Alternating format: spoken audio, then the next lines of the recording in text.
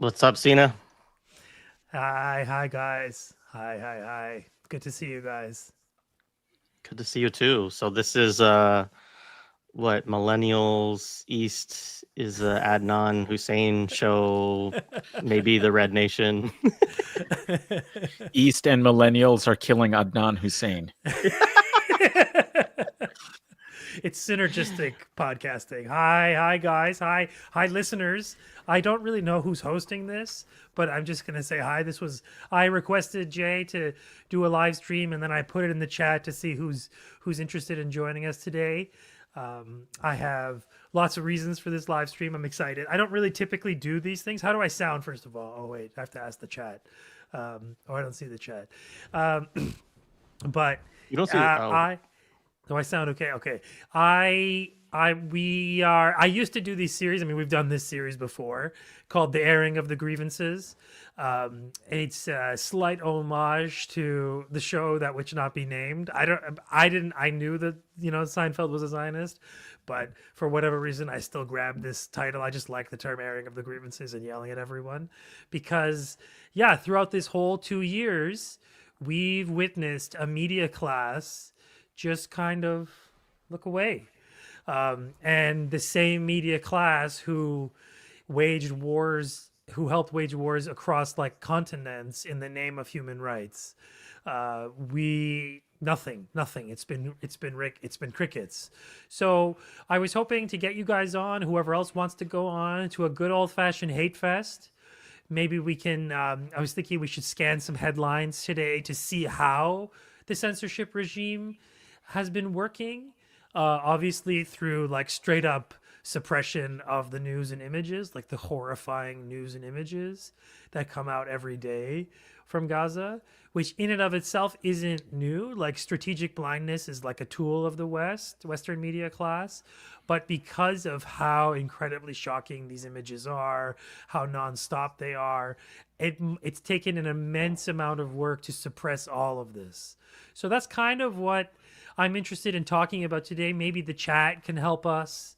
Um, Now I know what it's like to be a guest on these chats and not be able to see anything. It's like wow, because I'm usually in the producer mode. I'm like, oh, I don't see where the chat is, but it's because I'm a guest here. So I'm just gonna watch the chat personally from my own YouTube channel. But I thank you guys for joining this. There's another reason to all this too, which is this is the world's first backdoor telethon because I have been helping a friend of mine in Gaza, and his name is Mohammed. He's a very kind soul. He's there in the middle there. That's him. He's aged considerably in the time that I've known him. That was from 2 years ago, almost that picture. Actually, maybe a little bit sooner. And Muhammad is 19. He is an orphan taking care of his orphan siblings. He is a very sweet young man, an adult, fully grown adult, and has been for a while because of the fact that he takes care of his kids, these siblings, his siblings, and he's been struggling. The donations have dried up. Things have been pretty rough for him. I personally see the stress in his texts and his messages. I see he went, for a long time he held it together for everyone. I can tell, and he obviously still is. That like he would just be jovial and hey brother, how are you doing? He would always ask about me, and like this guy's in like a middle of a war zone. He's like the sweetest, most polite. Yeah, it's very heartbreaking. And recently he had his hand got hit with some shrapnel. The bomb, the house right beside his, they attacked. They were forced to flee. I think this is the seventh time they've been forced to evacuate. Um, so I'm just hoping that throughout the time of this live stream, every now and then, I'm going to check back in and remind people. Obviously, there's thousands, possibly tens of thousands of other fundraisers happening. So I understand. That people can't get to it, but I thought maybe we could use the power of YouTube and our community here. Maybe just $5. I think it'll make him happy just to see it come in. Yeah, so that's the other reason. So we're gonna hang out here. We're gonna do some good. We're gonna talk. to some people. We'll see who drops in. Some other friends might be dropping in. I'm gonna bombard the Techie Group Therapy chat to see who's available. And yeah, I'm looking forward to chatting with you guys. And look who's here. Hi, Nick. Good morning. Good Hey, morning. Nick. Good morning from his Apologies, beautiful office. I lost my voice, so I'll try my best to contribute. Oh wow, the trooper. Thank you, Yeah. Nick. Thank you for joining us. Yeah. So, I mean, I thought maybe before we get into actual headlines, I'm curious. All of you have been watching the same things and also watching the same silence and the same liberal media machine that we live with, so that has such an omnipresent force in our lives just because of the scale of it, and also because of the scale of English. So it's not just when we talk about the media class, we're talking about like the anglophone media class, like billion native English speakers and their representatives in like professional media, which are not inconsiderable, shrinking though they may be. But there has been an almost unbreakable wall of silence around this, which actually, like, if it wasn't so sinister, you'd be like impressed with like, how do you manage that? How do you manage potentially tens of thousands of newsrooms into just blanket silence, or into like, if not blanket silence, but like, forget below the fold, we're talking 3-4 pages in, like, we know it's remarkable. And on top of that, that they the beginning of all this is that they basically all worked in unison, the media class, I mean, to help sell the basic lie of October 7th being this like slaughter, which was like, no, it was a mass Hannibal event arranged by the Israeli Zionist forces. So I'm just curious, whoever wants to start, get out. I mean, general thoughts on, because it's more than just censorship. It's beyond that. Like, there is direct censorship, obviously, but that's like the least of their energy that going to like something else. Well, I want to talk about that a little bit, because I don't think now it's just a matter of the wall of silence. What we're witnessing now is the manipulation of some attention, but crafted in a way that continues to perpetuate the genocide, to delay any kind of concerted action to stop it, while dramatizing Palestinians as victims without putting it in any context, so that we have a framework that looks to and reports on some of the components of how people in Gaza are suffering, but isolates this in the direction towards a politics of recognizing a state of Palestine in the UN, or the liberal distancing, from the consequences of the media's decisions early on not to really report what was going on, but to promulgate all of these lies that help provide a warrant for the genocide. Now, some of these same people are making a pretense of, concern and regard for Palestinian suffering, but only in a way that prevents, at this point, of direct accountability and stopping the genocide, right? So this is, I think, even more pernicious, is that now you have The Guardian, for example.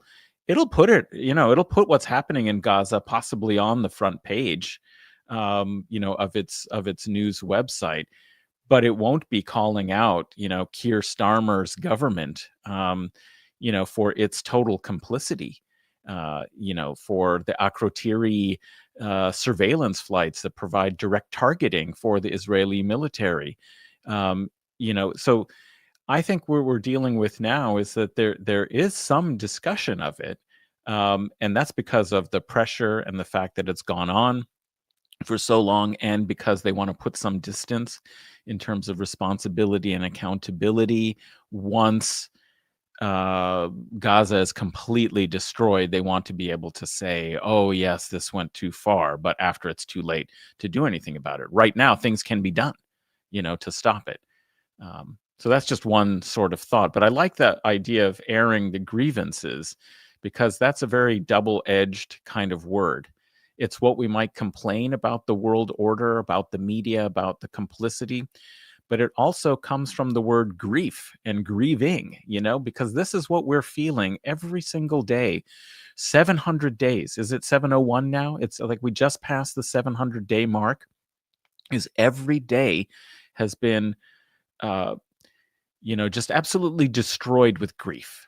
And so we're trying to take the steps, and let's highlight again that this is meant to also be a fundraiser for Mohammed and the family members and the group that he is the sole provider for, is that they have experienced loss after loss, oppression, destruction of their entire world, constant fear and concern. And if you have any kind of a heart, any kind of empathy, you are in grief.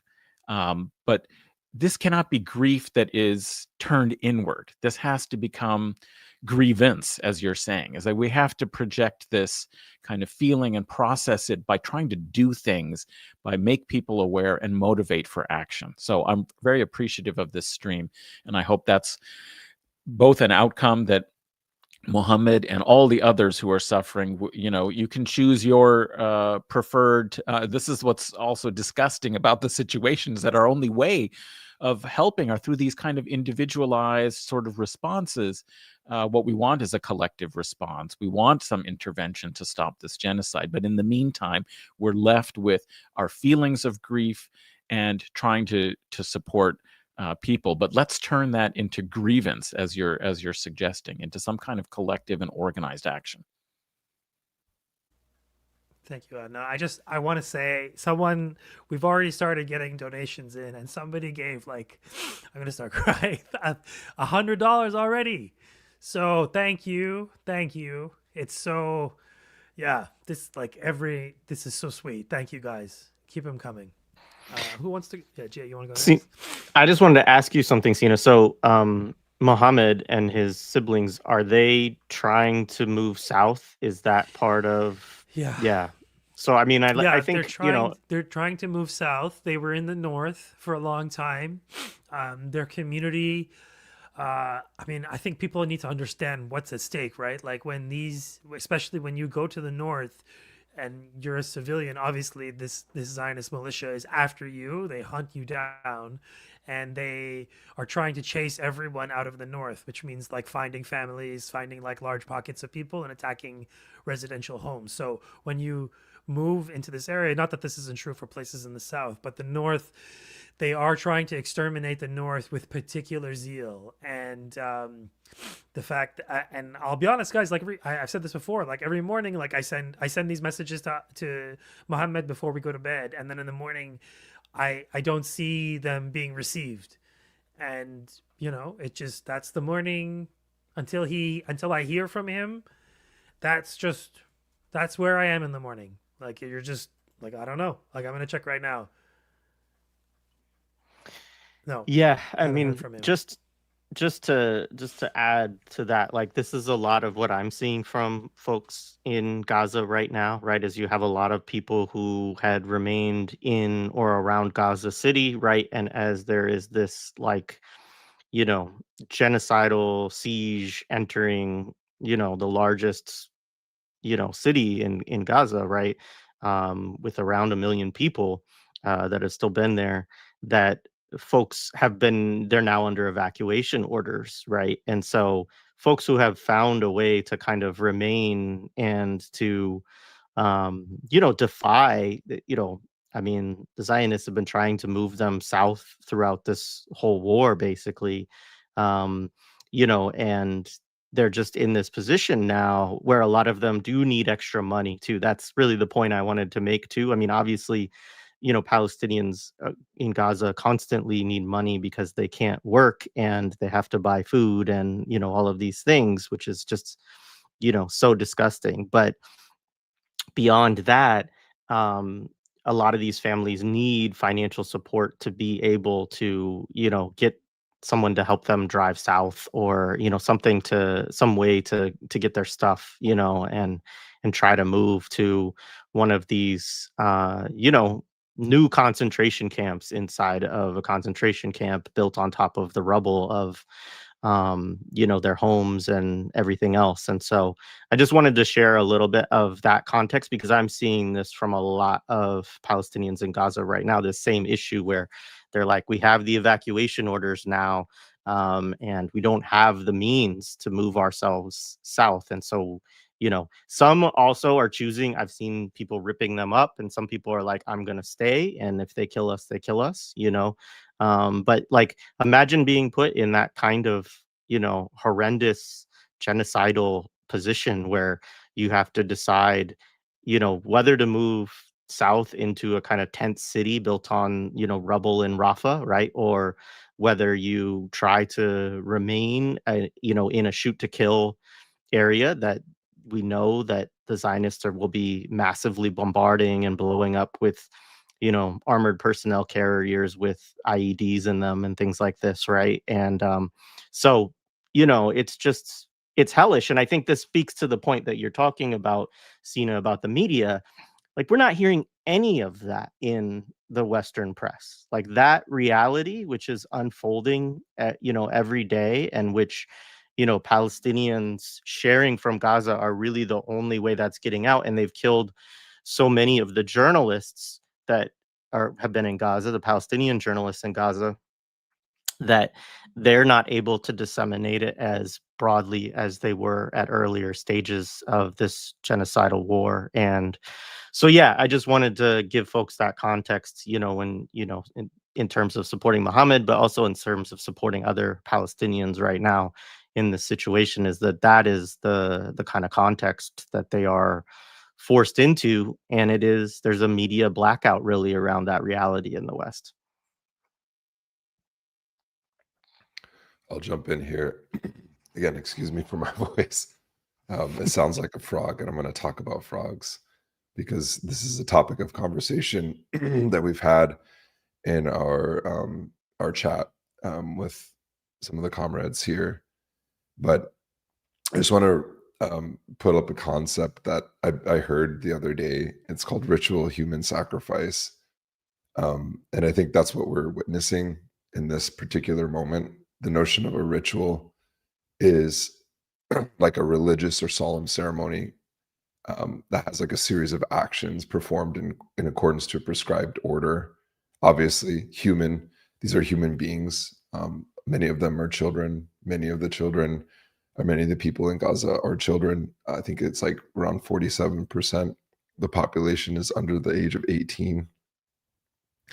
And the third term, sacrifice, is the act of slaughtering an animal or a person as like surrendering that possession as an offering to like a supernatural figure or God. And we can see clearly that the Zionists have used scripture, have used biblical justification for what they're doing in this particular moment.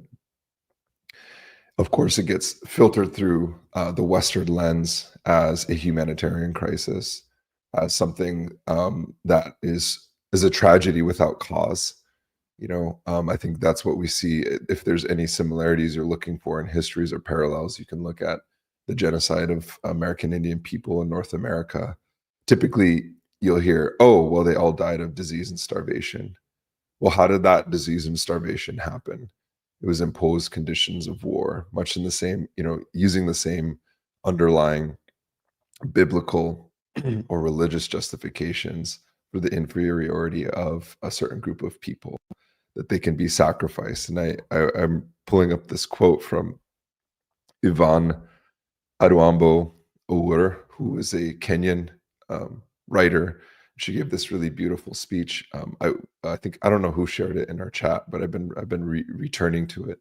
And I think I think it was Arash who shared a quote from it. And this quote, I mean, it's, if you should share it in the show description, but she writes, we, like frogs in slowly boiling water, adjust, rationalize, adapt until the scalding lunacy feels like weather.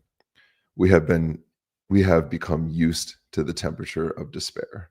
And by that she means the people who are observing this genocide on their smartphones. And if we go back to this act of genocide, that has a prescribed religious order to it, of ritual human sacrifice, of ritual child sacrifice. They're committing, as we talked about in this, or in our chat, like the ultimate taboo, and normalizing that for the rest of the world. And it's not a, I mean, it could be a reflection on the evilness and the depravity of Zionism, but also what does that say about us, who are like that frog, who have been accustomed to this weather or these temperatures of despair. And I think what we constantly battle with, in, you know, as observers of this, is how do we not succumb to despair? How do we not succumb to normalization of this reality and to reject it at all turns? And I think that's the one small thing that we can offer as people who are observing this and trying to stand in solidarity and support people like Mohammed and the millions of others who are facing, you know, this existential reality. That's all I have to say. I can't really speak anymore because my voice is really shot. But Yeah, that's a great image. You know, I think the point of the image is that ultimately the frog is boiled to death. So if we and it's a slow creeping process. The whole point about the boiling frog analogy is that if they perceive that they are actually being boiled to death, they will just jump out before they get to that point. But the slow normalization and boiling is normalizing our own, you know, sacrifice. You know, is that the intent here, just as Gustavo Petro said in his remarks at the meeting in Colombia, the Hague 30, you know, the Hague group. He said that this is what the rich intend for the rest of the world. And so that kind of politics of solidarity is so important to realize and to recognize that the normalizing of this means that it can happen, will happen, actually, to all of us, you know, if we don't actually put a stop to it. But the other kind of interest, I've seen this metaphor used as well. For example, people at the cradle, when analyzing what the strategy of the axis of resistance was, you know, thinking about, you know, the complex calculations that you have to deal with when facing the U.S. empire as it supports and works through its domination of the region through Israel, that it is a nuclear armed state. And, you know, if you alert it to the fact that it is actually collapsing and about to reach its end in this kind of slow politics, if it realizes this, it could jump out. But as our friends at Resistance is Fertile put it in an episode where they talked about this, is how do you boil a psychopathic frog? You know, like, it's very difficult because one thing that both the Western elite and the, you know, Zionists, you know, and also I don't really think that it's worth distinguishing between these things very much anymore. It's like silly to kind of think of them as separate groupings. But that kind of elite is so nihilistic and sadistic that they are willing, you know, to take the rest of the world down. I mean, you see this in every aspect of its politics, you know, the ecological devastation. They're willing to keep going, you know, and if it destroys this planet, fine, you know, we'll find some other solution. We'll, you know, go into space, we'll colonize Mars. We'll, you know, basically not confront the reality that the biosphere is a collective good, you know, like they're willing to sacrifice all of that. And that's why I think that ritual human sacrifice, but what's interesting about the ritual human sacrifice is that it was done, you know, in order to propitiate, okay, some other understood higher force. What's bizarre and pathological about this is that this is for the self-narcissistic, you know, nihilistic self-aggrandizement of a, corrupt and disgusting elite, that they're willing to do this, not because it is seen as some kind of propitiation to a higher or more powerful power that you have to negotiate with, but actually for their own self-fulfillment, which can lead to the destruction of all the rest of humanity. And that's what's so disgusting and dangerous about this situation. I mean, yeah, go ahead, Jay. No, you go ahead.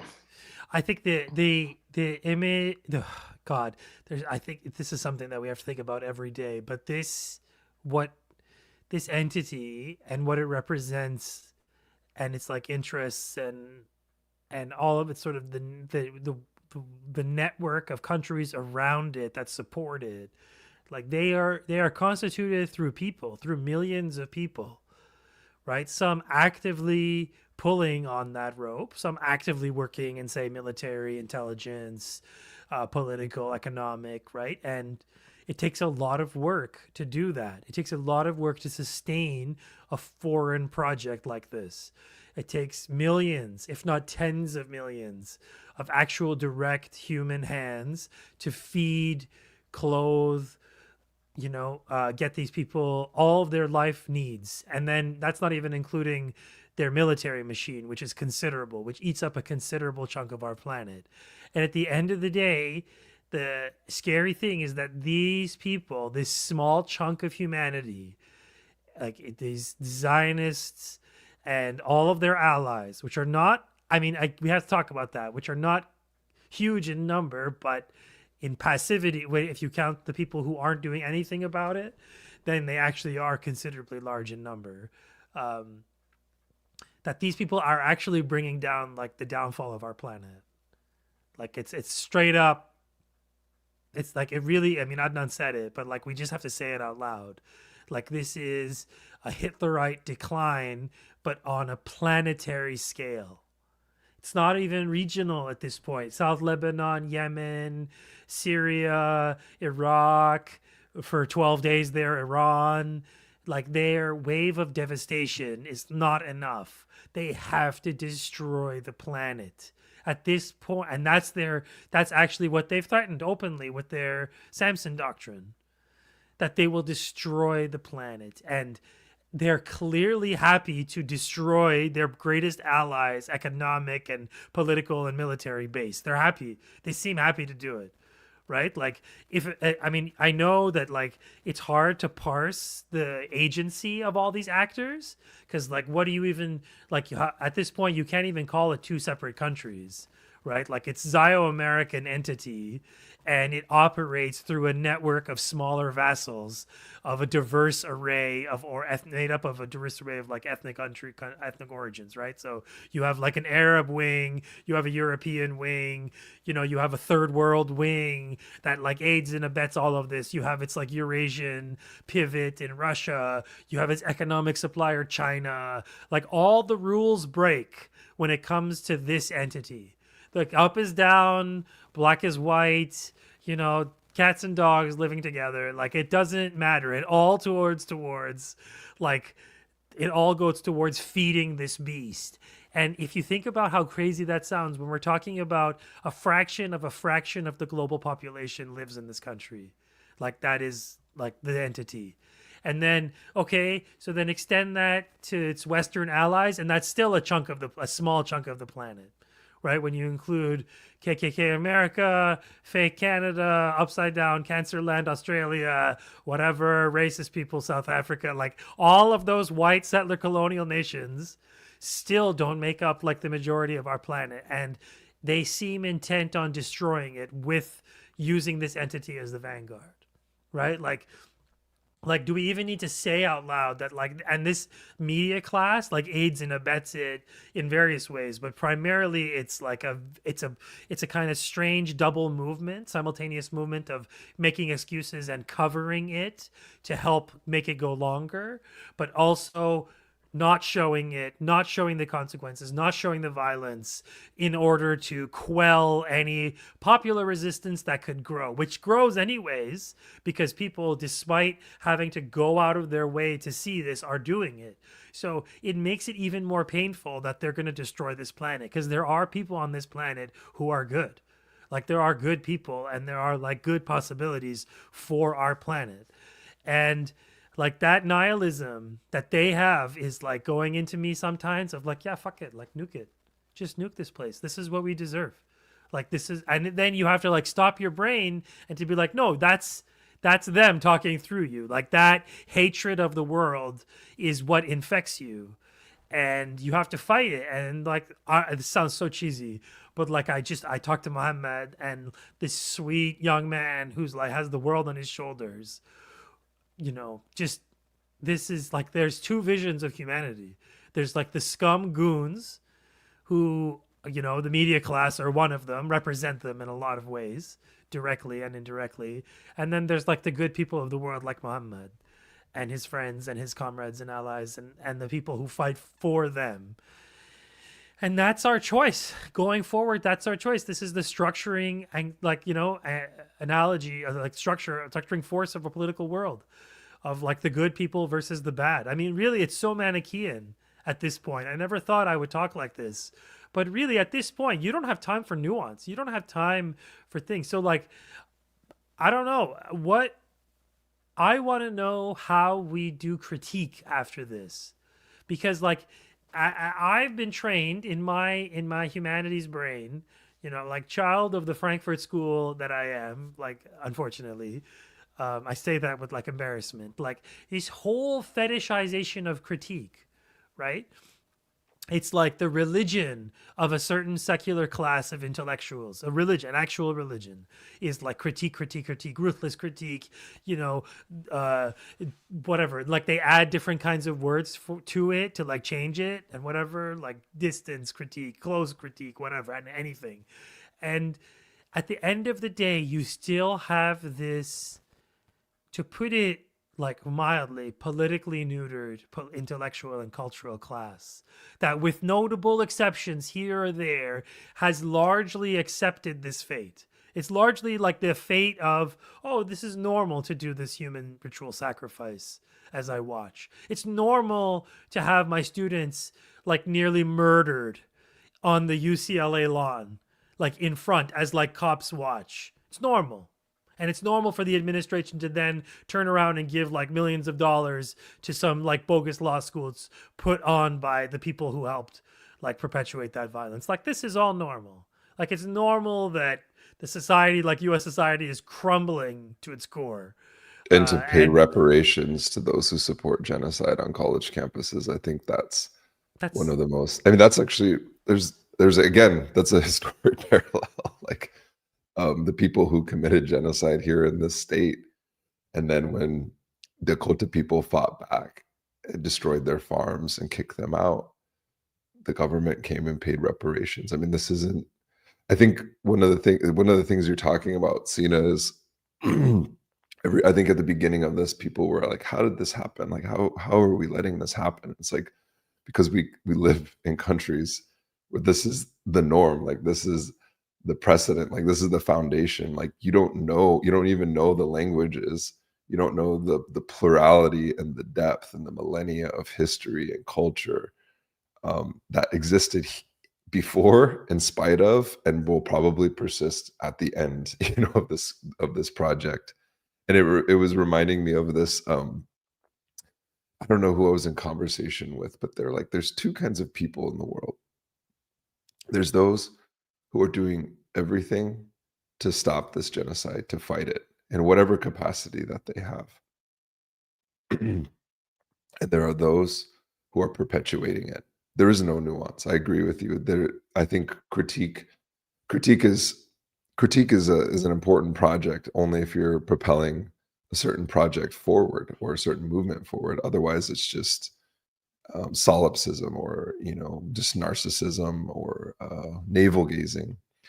And when I look at the media class, it might seem like they're doing like they're doing sympathy or they're doing empathy by portraying these acts of genocide, but it's decontextualized in the way that allows for the creation of, you know, what Mohammed al-Kurd called the perfect victim, right? That we have to have these perfect victim narratives.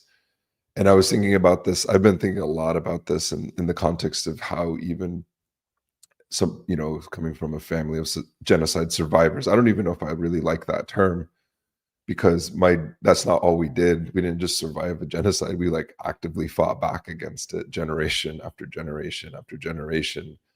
And when I was having this conversation with Justin Poder in our podcast, The Book of Genocide, there was this native scholar who was saying we should, you know, sympathize with the Canaanites when they were, you know, when they were the victims of the Israelites who came to conquer them and to destroy them and extirpate them from the land. And I was like, I don't know if I don't accept that kind of binary. I don't want to be just the victim of a genocide. I want to be the people who stopped that genocide, you know, who activated, who resisted, who the men in sandals, you know, who have shown that this is, you know, have broken the spell of invulnerability that surrounds this entity. And that entity is this entity too. You can't separate them, like you said. But I you know, in this in this piece, going back to Yvonne Oamer's piece, you know, she opens with this quote about how we need to craft a new narrative. And I think in the West and in the humanities, we've engaged in a form of iconoclasm. I don't know how to say that. Iconoclasm. I don't know if that's the correct. I should know this. Iconoclasm, and to say that there's, you know, there was the resistance movements of the past engaged in all kinds of problems, and that we can't, you know, we don't have a connection to them, or they're problematic, or leaders are bad. But if you read Palestinian resistance literatures, like there's a romance, there's, you know, a spirit to this kind of resistance that's grounded in a reverence, not just for martyrs, but for heroes. And in this moment, it's like the West has no heroes. I mean, just be honest, like there's no heroes. We've killed all of our heroes. That doesn't mean that we can't have more, but I think we do need to craft a different story and a different, you know, a different tale, I think is what that Illich, is it Ivan Illich quote at the beginning of it says. And I think that's what you know, we have to have a heroic act of creation of a new kind of tale that tells one of not just being the objects of genocide, but ones who have actively resisted at all, you know, at all turns, that we said, you know, this is, you know, no, because otherwise, who are we? You know, who are we to? What kind of ancestors are we going to be to the future generations? And that's what I'm most concerned about. You know, in terms of not just stopping this, but like what are we telling the future in terms of our actions right now? Yeah, no, beautifully said, Nick. The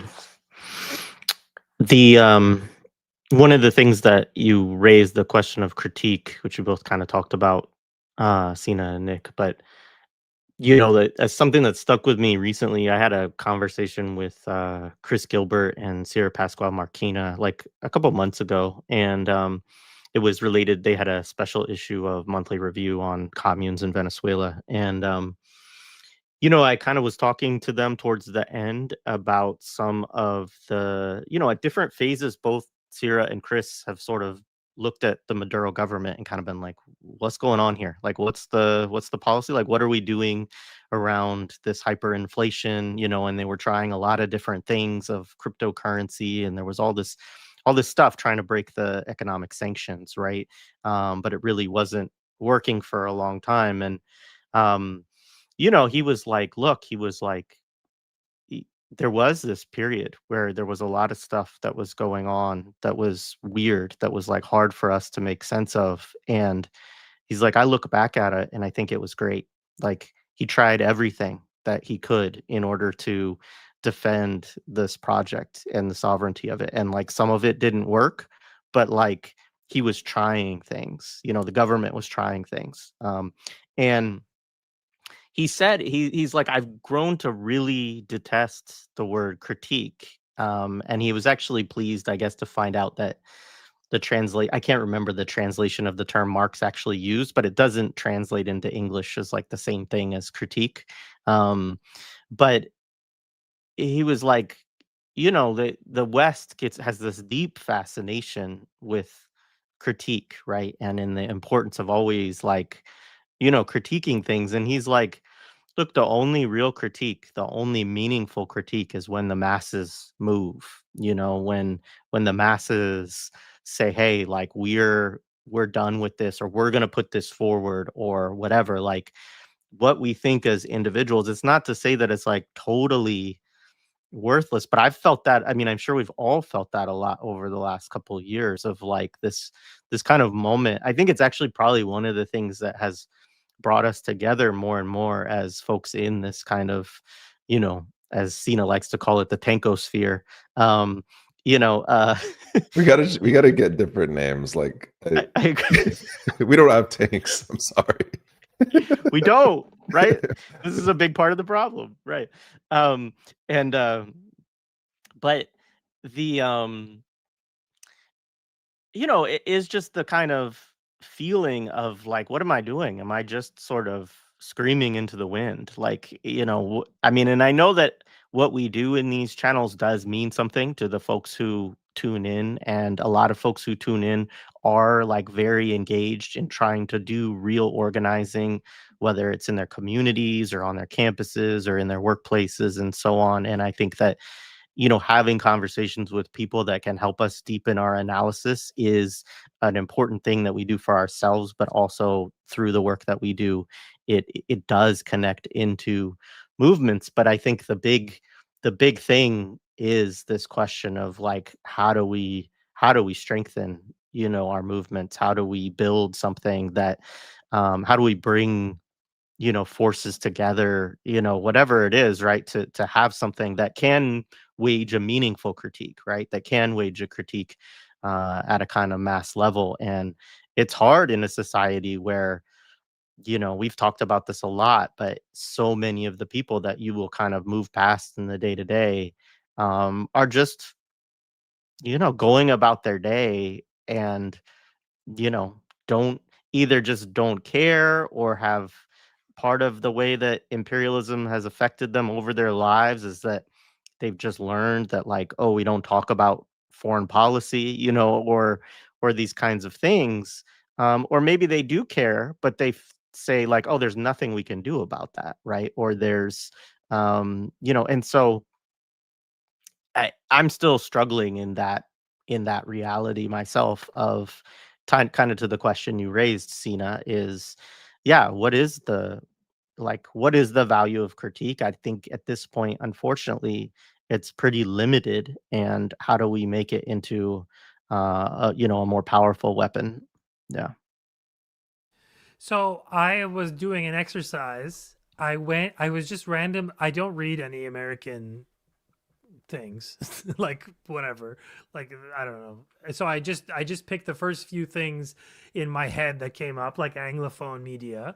And like let's be real for a second. We're watching like one of the most violent holocausts ever take place. Okay, that's the reality, even compared to incredible violence of Iraq, two Iraq wars, Syria. Like what we've watched in Gaza is some it is a ritual slaughter, and it's spectacular in a sense. Like it's the spectacle of slaughter. It's the greatest like slaughter spectacular ever fashioned by imperialists. And I use that word not like ironically, like it's not, I'm using it like literally. They want a spectacle, so they made one to make an example of them. Okay, so with all that, I'm gonna go to Jacobin magazine. I'm gonna share, unless you want to do it, Jay. Here, I'll just go to Jacobin, and we're gonna go down the headlines. Okay, these are the headlines. Are you sharing or am I sharing it, Jay? Oh, you do. Okay. This is, so we're gonna look. Okay. All right. This is Jacobin. Also, I just want to shout out Dwayne Monroe, who we've had on a couple of times. He called Jacobin the McDonald's of socialist analysis, and I think the Happy Meal. He called it the Happy Meal of socialist analysis, and I I thought don't that know. that was McDonald's is too highbrow for them. It's like Arby's. Yeah, but let's just go. Keep scrolling down. Okay, this is the reality of this is the left wing press. Okay, nothing. Striking airline Die Linke. Nobody cares about the fucking Linke. Nobody cares about Die Linke. Okay? There are more people in the Al-Qassam brigades than there are in Die Linke. Okay, guys? Die Linke is not going anywhere. It's time to let go. Nothing. The word Gaza is not on here. Okay? Let's just be real. Okay, let's go to Sidecar, the illustrious blog of our Trotskyite elders at the New Left Review. Let's see this one. This is something else too. What is this, Sina? Where do I go? Sidecar, the shitty blog that nobody reads, where they put shorter articles to pair with the longer articles that nobody reads at NLR. It's like okay, now okay, this is yeah. Okay, there's one right there. One article. Do you want to click on that? That's about a movie. Okay, that's about a movie. Scroll down. It's about 4 paragraphs. Okay, I think 4, 5, maybe 8. Not very long. Less than 2,000 words, I would say. You could say, I think. They go back. That is from recently, I think. That's from 28th of August. Now keep going. Yeah. Keep going down. Britain, Rumpelstiltskin. What does that even mean? Trump, Ukraine. An article about Dubai for some reason, which was actually not bad. I clicked on it accidentally, and then I ended up reading it accidentally. Press load more, Jay, please. The general, okay, no. Bulgaria and the euro, nobody cares. Mamdani, something about expressways. Okay, there's one. June 27th. By another, Frederick Lordon, a first essay. It's an essay about Zionism. Okay. Zionism with, and then, so that's, and then again, not very long. I mean, these pieces aren't supposed to be long. And then keep going. They have two articles back to back. One by Tariq Ali, another by Eskander. And Well, I'm pretty sure Tariq, that's the Tariq Ali. Go ahead. but that's on regime change in Tehran. Yeah, I know, but like that's what I mean is that they had more on Iran, as much on Iran since June as on Gaza. Mm-hmm. And that was with a war. Let's see what else. I remember scrolling for a little bit. But Sina, I think this is go. really reflective of the fact that they think it's over. They got bored. They think the story has been concluded. There's some final actions to take place. Oh, well, there's something actually valuable. Okay. Yeah. Amori, who's like co-founder of, Palestine Action. Yeah. They went after they got like essentially like a celebrity. I'm not saying it's bad. That's good though. Like I just meant more that the actual substance of analysis is the analysis has given way to like an interview with someone who's a big name, mind you, so it's good, but you actually putting work into something, like analyzing something for your readers, requires you to find someone to write about it. Like I'm pretty sure neither of those people who wrote about Gaza were even Palestinian. I mean, whatever, put that aside for a second. But I on it, keep going, Jay. It's actually kind of shocking how much little interest these guys have in Gaza. I mean, that to me is something else. Like, this is not hard to get people to write a 2,000-word blog post on Gaza, the most important geopolitical conflict, like engagement in our time.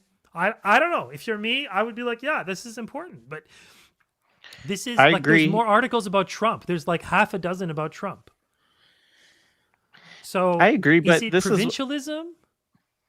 well, I think this is like very indicative of Western Marxism. I mean, this is why I don't read New Left Review or Jacobin, and we just don't have people on basically our platform from these publications, because it is that kind of, I mean, I think Max Isle at one point just said like, look, it's racist, which I think is right. I mean, like you could find, I think Max on one of our shows we had with him was like, look, you could find Palestinians who agree with your politics. Like you can find them, you know what I mean? Whatever you think, right? You can find the ones that, wanna Yes, and Abu rant. Shabab, you can find him, and you can write an article in the Wall Street Journal for you.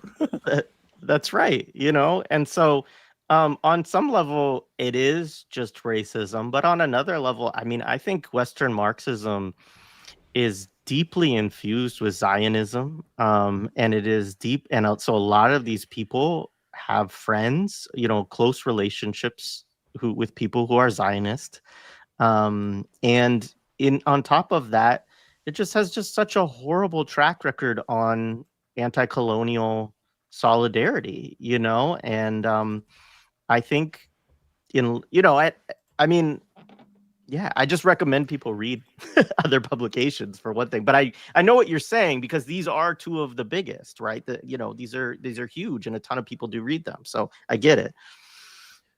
But that's the Can you do the diagnosis. Nation next? Sorry, go ahead. Oh, well, I don't. Why do we even want honest to go guys? through- No, because it's so illustrative of like they'll look at anything. It tells you about what there is a machine at work, and that machine is working in like amazing like level of cooperation between each other, and it's just I don't know. The silence is so amazing.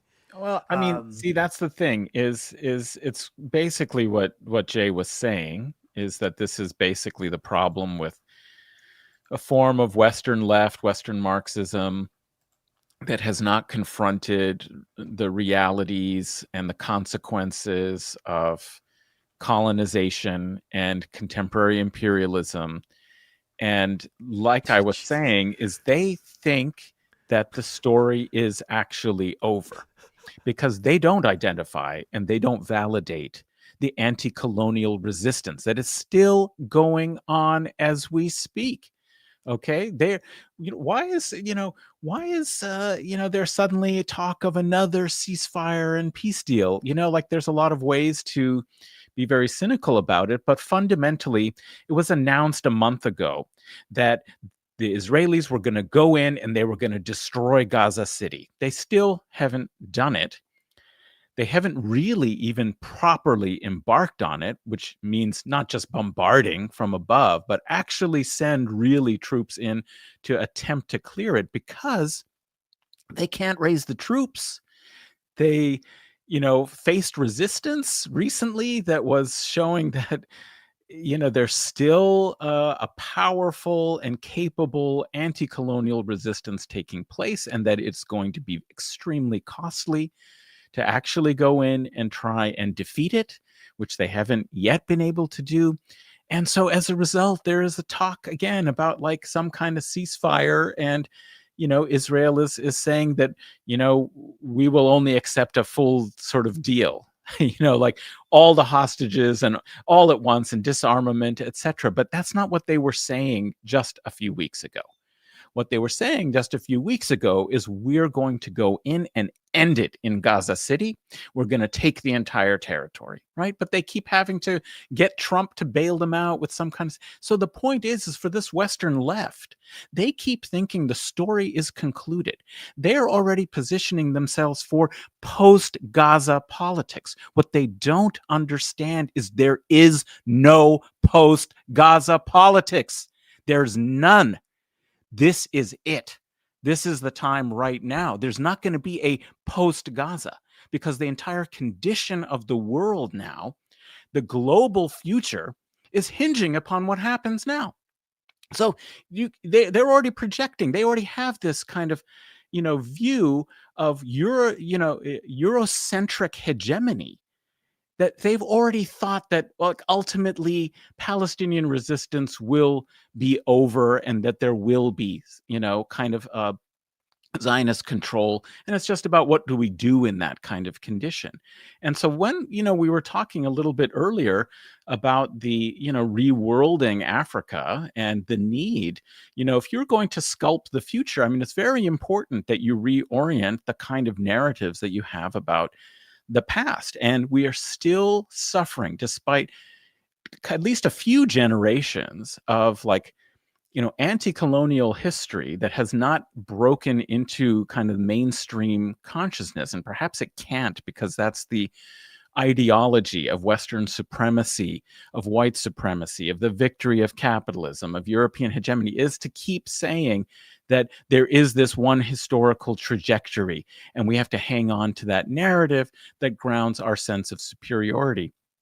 We really, despite several generations of historians confronting it, have not really rewritten the history, the historical narrative, in the compelling sort of way that would give the lie to all of this investment ideologically in. And I see it all the time. I see it with people talking in the era that I work on, which is pre-modern history, is talking about the early Arab and Muslim conquests of the region as a colonial and imperial, right, phase, where it's the Muslims, it's Islam that is this biggest empire, and this is just a matter of a Jewish liberation movement, to restore these indigenous people back to their, rightful territory and land.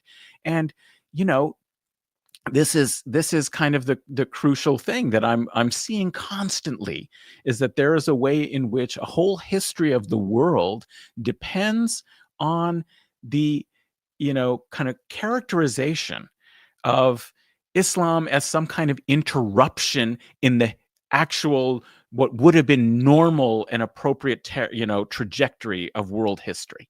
It's the Muslims, and Islam is an interloper between the ancient and the modern. It's what brings on the medieval. I mean, this is the classic narrative of Henri Pirenne, who wrote this famous book called Mahomet et Charlemagne. Like, you don't get Charlemagne and the whole Holy Roman Emperor and medieval history without the disruption of the Muslim conquest that ends the sort of trajectory of the ancient world continuing on.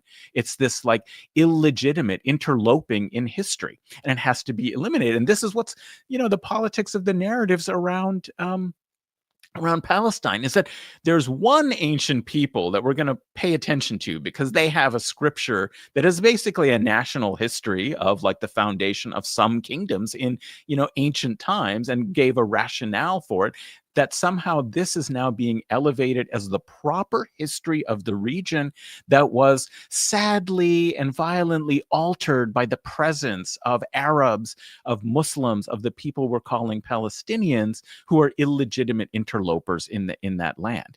And it's this ethno-national reading of Western supremacist kind of history and of the ancient.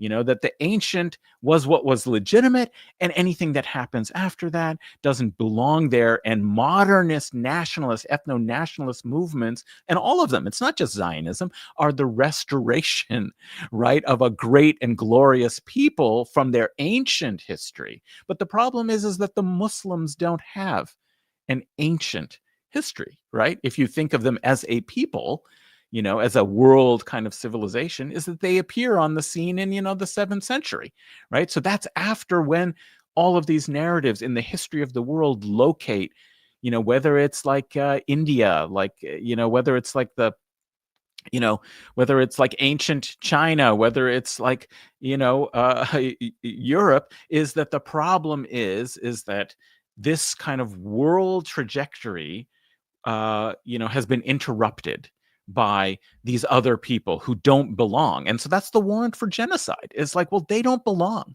in this history. And so that's why I think it is so important that we reorient, as this, excellent article that Nick brought up before he had to go, really says what's at stake is the history the way you understand that history, because that is the politics of your future. And that's what's being worked out right now. Thank you, Adnan. I'm going to share again that article just for folks if you didn't see it. You can find it on The Elephant, and the analysis, Reworlding Africa, Imagination, Time, and Sculpting the Future. Sina, we should give, I've been trying to do the math, but I haven't, it's been difficult, but we've raised, Yeah, you guys have been amazing. I think over $800 since we've Over been 800 doing so far. Thank you so stream. much, everyone. I actually started crying. And this is so amazing. I am waiting for him to come online so he can find out. And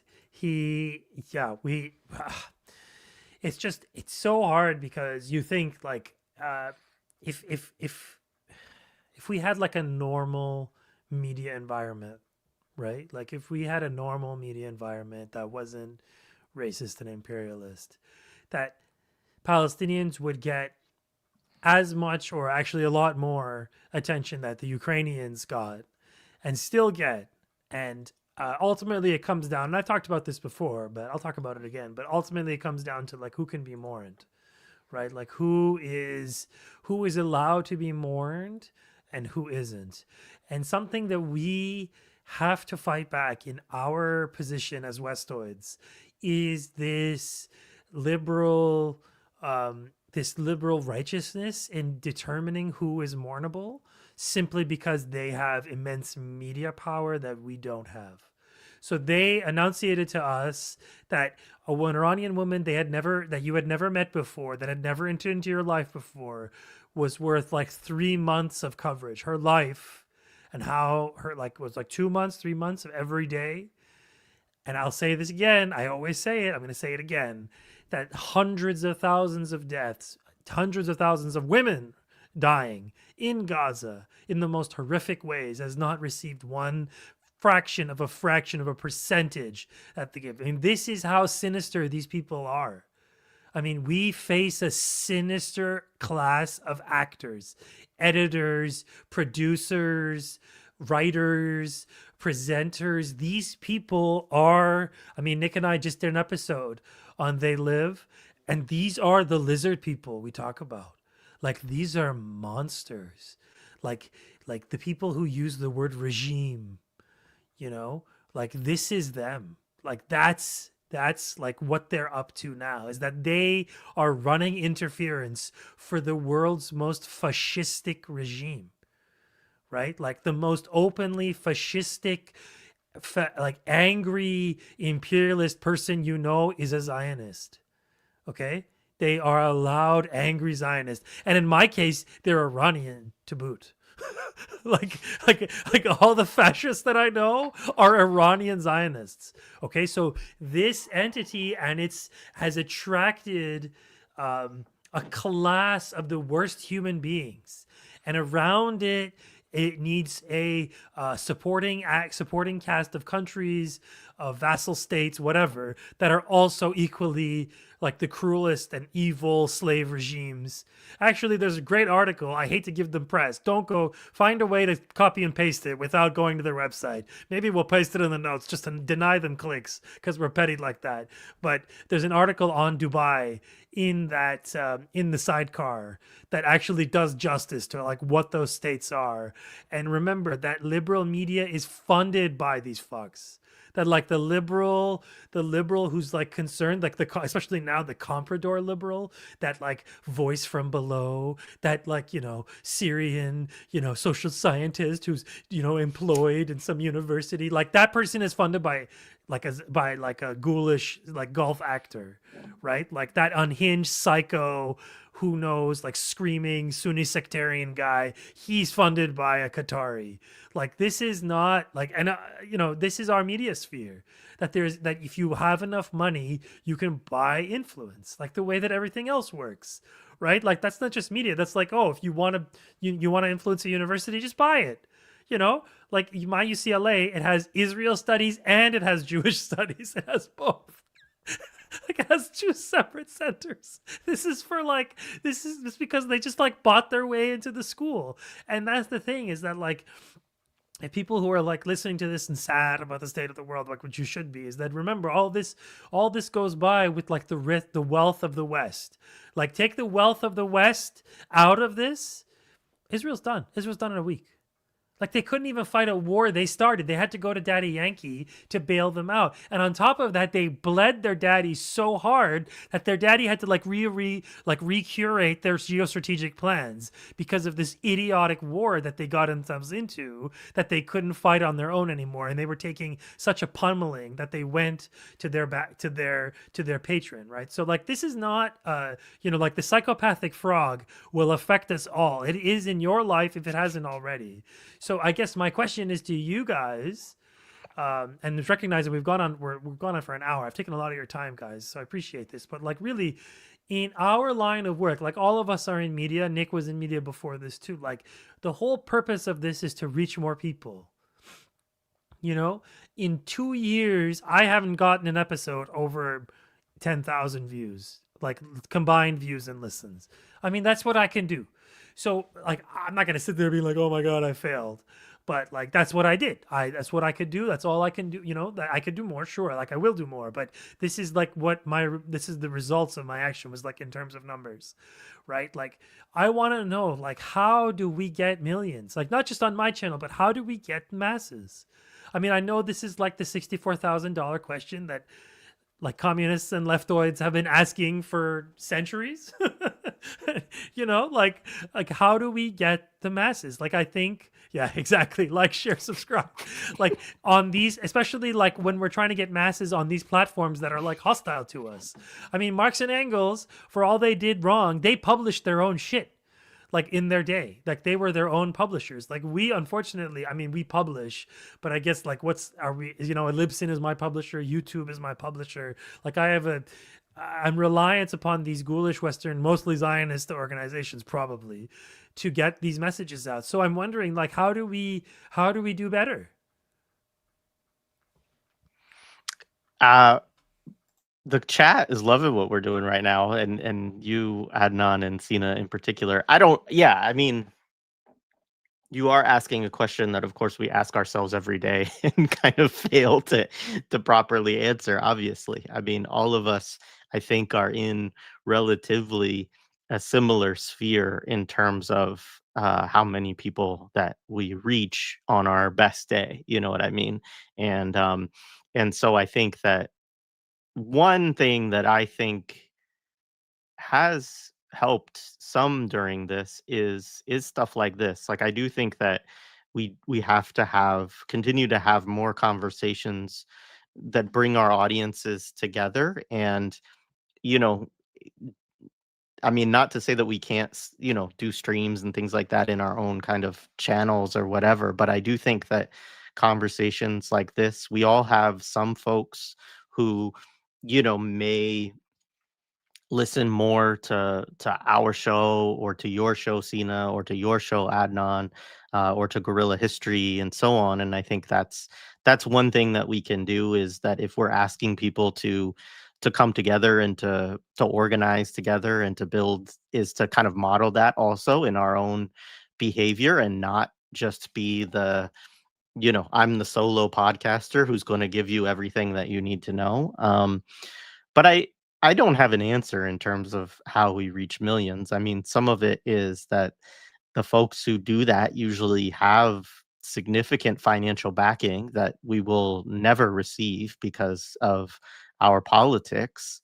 And they're, and then sometimes there's just questions of style and charisma that we probably also need to study more on our end. I think sometimes on the left, we take a lot of that stuff kind of for granted of, oh, I'll just come in there with guests that have the right analysis and it will grow. And, obviously there's a lot of work to building these. But I think, also just being consistent. Sterling, one of my good comrades, talking about checking out office hours regularly on your show, Adnan. I mean, I think that, you know, I don't know. I don't want to sound too positive because I agree the state of it is quite bleak in terms of our particular section of, left wing, revolutionary analysis that is also fairly antagonistic to these dominant strains of Western Marxism that tend to have more resonance for, I think, a lot of reasons with, people who become interested in left-wing ideas, and so I think, yeah, I don't know. There's another question from the chat we can get to, but Adnan, do you want to respond to that Sina's question? Well, I'm the least experienced of the group here in terms, so I have no answer, how to break, the 2,000 views, but I think, we want to reach millions, but I also think that there is something important about, and with the shared audiences, I notice that there are people who, visit and listen to a number of these affiliated, allied, compatible kinds of shows, is that and programs and opportunities for discussion is, forging a real depth. There's so much militating against you. There's so much disinformation. There's so much normalizing, as we were talking about at the beginning, through mainstream culture and media, what has to be opposed and objected to, and is really unthinkable.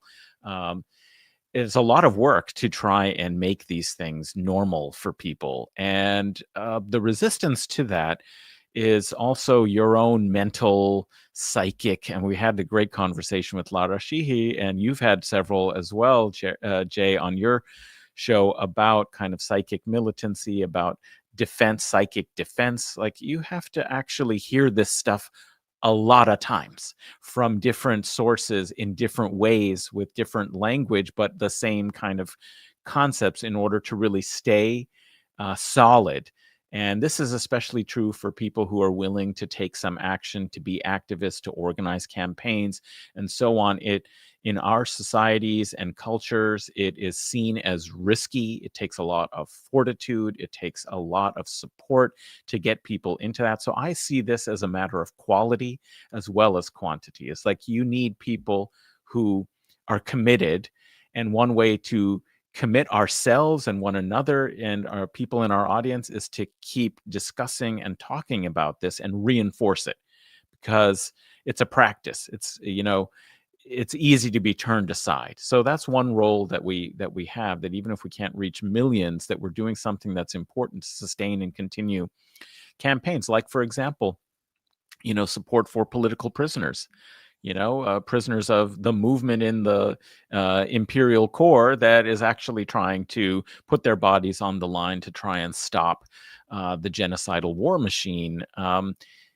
Those people are easily forgotten, and there's a lot militating against, support for them. So you have to kind of, it's in our audiences where you might find people who are willing to commit and continue to actively support those people, as opposed to people, who are maybe being reached by millions of the sort of soft left, the Jacobins, when they do talk about Palestine, and occasionally they do, or listen and watch to Zeteo or Kyle Kulinski, or these other shows. They can kind of write to their Congress people. They can do those sorts of things. But who's actually going to stand for the political prisoners who have already taken a big risk? That's people who are more committed, and that's maybe an audience that we're trying to reinforce and cultivate to make sure that it's still there, because there's so much more pressure on people to avoid, to isolate those who have taken risks and made sacrifices in our movement to advance the cause of Palestinian solidarity. So that would be my kind of response to that, is we're not going to reach millions, but this is an important role as well. I think that's a great point, Adnan, because a big issue is that we don't have millions of people who are mobilizing around in the United States in particular, but also, Canada, kind of the areas of our our primary audience, although people tune in from all over the world, which is always just amazing to me and beautiful to see. Um, but we don't have millions of people who are looking even for perspectives like ours. But a lot of the people who are looking for what we provide, right, are folks who are the folks who are going to be organizing or are going to be, like you say, showing up for political prisoners of the movement and so on. And so I think that, when I hear from those folks, it is that, like when we do the episodes with Lara Shihai or when we do Tanky Group Therapy, they're just like, thank you. Like, I'm really struggling to deal with this world. And it's so important to have people who make me feel like I'm not going mad, right? Because everything around me is totally upside down and absurd. And so I think that you're right, Adnan, that is a really important role. Um, Sina, two things. So there's a question from the audience that I'm going to pull up, but do you want, because it has been a while since the top of the show, do you want to remind folks a little bit about Mohammed and, what, the circumstances are and what we're raising money for? Yeah, no, thanks. He's yeah, we did this at the beginning of the show. I want to say thank you to everyone who's watching. Like, I'm actually gonna start crying because it's like such a relief. It over 1,200 has come in so far, which is like, I don't know. It's like, yeah, it's very good. I'm happy he's relieved. He's had a real slowdown. I'm like crying tears of happiness, but it's also sad because like I get messages from dozens of Palestinians a day, and like in my head I'm like, I have one that I'm like, you know what I mean? In my like my brain, like I'm saying like, oh, this is the person I support. Like, I can't help you. Like, I don't know how. And not everybody has like a podcaster with friends who are podcasters who like come on a call and you know what I mean? Like, and I don't know. We have to live with this. And I think the imperialists are betting on us getting tired, and they're certainly betting on Palestinians getting tired, and that's why they starve them. And they assume somewhat, maybe correctly, that that the initial interest, let's say, would die down after you started killing some journalists with big names, right? If you kill enough journalists, if you stop the stream of images, if you cut the internet, all that stuff, it becomes, and then you work your assets, you make sure you find you put out any fires at any media organizations, you find troublesome actors and you yeet them out of existence, right? Like that's what Zionists do. They're methodical. They're not incapable. This is where they have power, and they use it to further their own agenda, which in this case is genocide. So just having these shows has been something for people who listen. I mean, I said this before. The strange prehistory of Tanky Therapy was like a joke that I made about like the nature of these kind of like episodes, kind of group episodes, that they're group therapy, and that like we had a chat and I said, oh, we need a Tanky group therapy, and because like that most of the sort of group therapy pods are sock dem or kind of not interested in this stuff. And the fact is, like in the Anglophone world, most people aren't interested in imperialism because they've like bred the interest out of people. They hide it. They don't even call it imperialism anymore. And so that is something that I wonder about a lot. I wonder about like the relative inaction of large swaths of our population, and how I feel that even though that some have come across images to the point where even Democrats, useless American Democrats, rank and file Democrats, like they now hate Israel with like the fire of 1,000 suns. I mean, you can't help but hate Israel. Like this is what you do. I mean, it's a logical problem though for like say American Democrats who like their guy was doing this before. Like their guy was leading this. Their guy helped get us here. And the guy before them, who was also their guy, the guy that they still love, Obama, like also helped this guy named Netanyahu. So like, you know, I mean, better late than never, sure. But it's forcing a certain class of people to come on. Oh, hello, we have a new guest. Hey, M2May. So Peace, if peace, folks everybody. know, M2May, my co-host on the Imperial 80s podcast. So yeah, I just sent the link Hi, over, M2May. and Nice to meet you. good to have you here, man. Nice to meet you both. Yes, big fans of you both. Listen to y'all quite often. So glad That's to be in so Thank kind. communion you. with Thank y'all. you.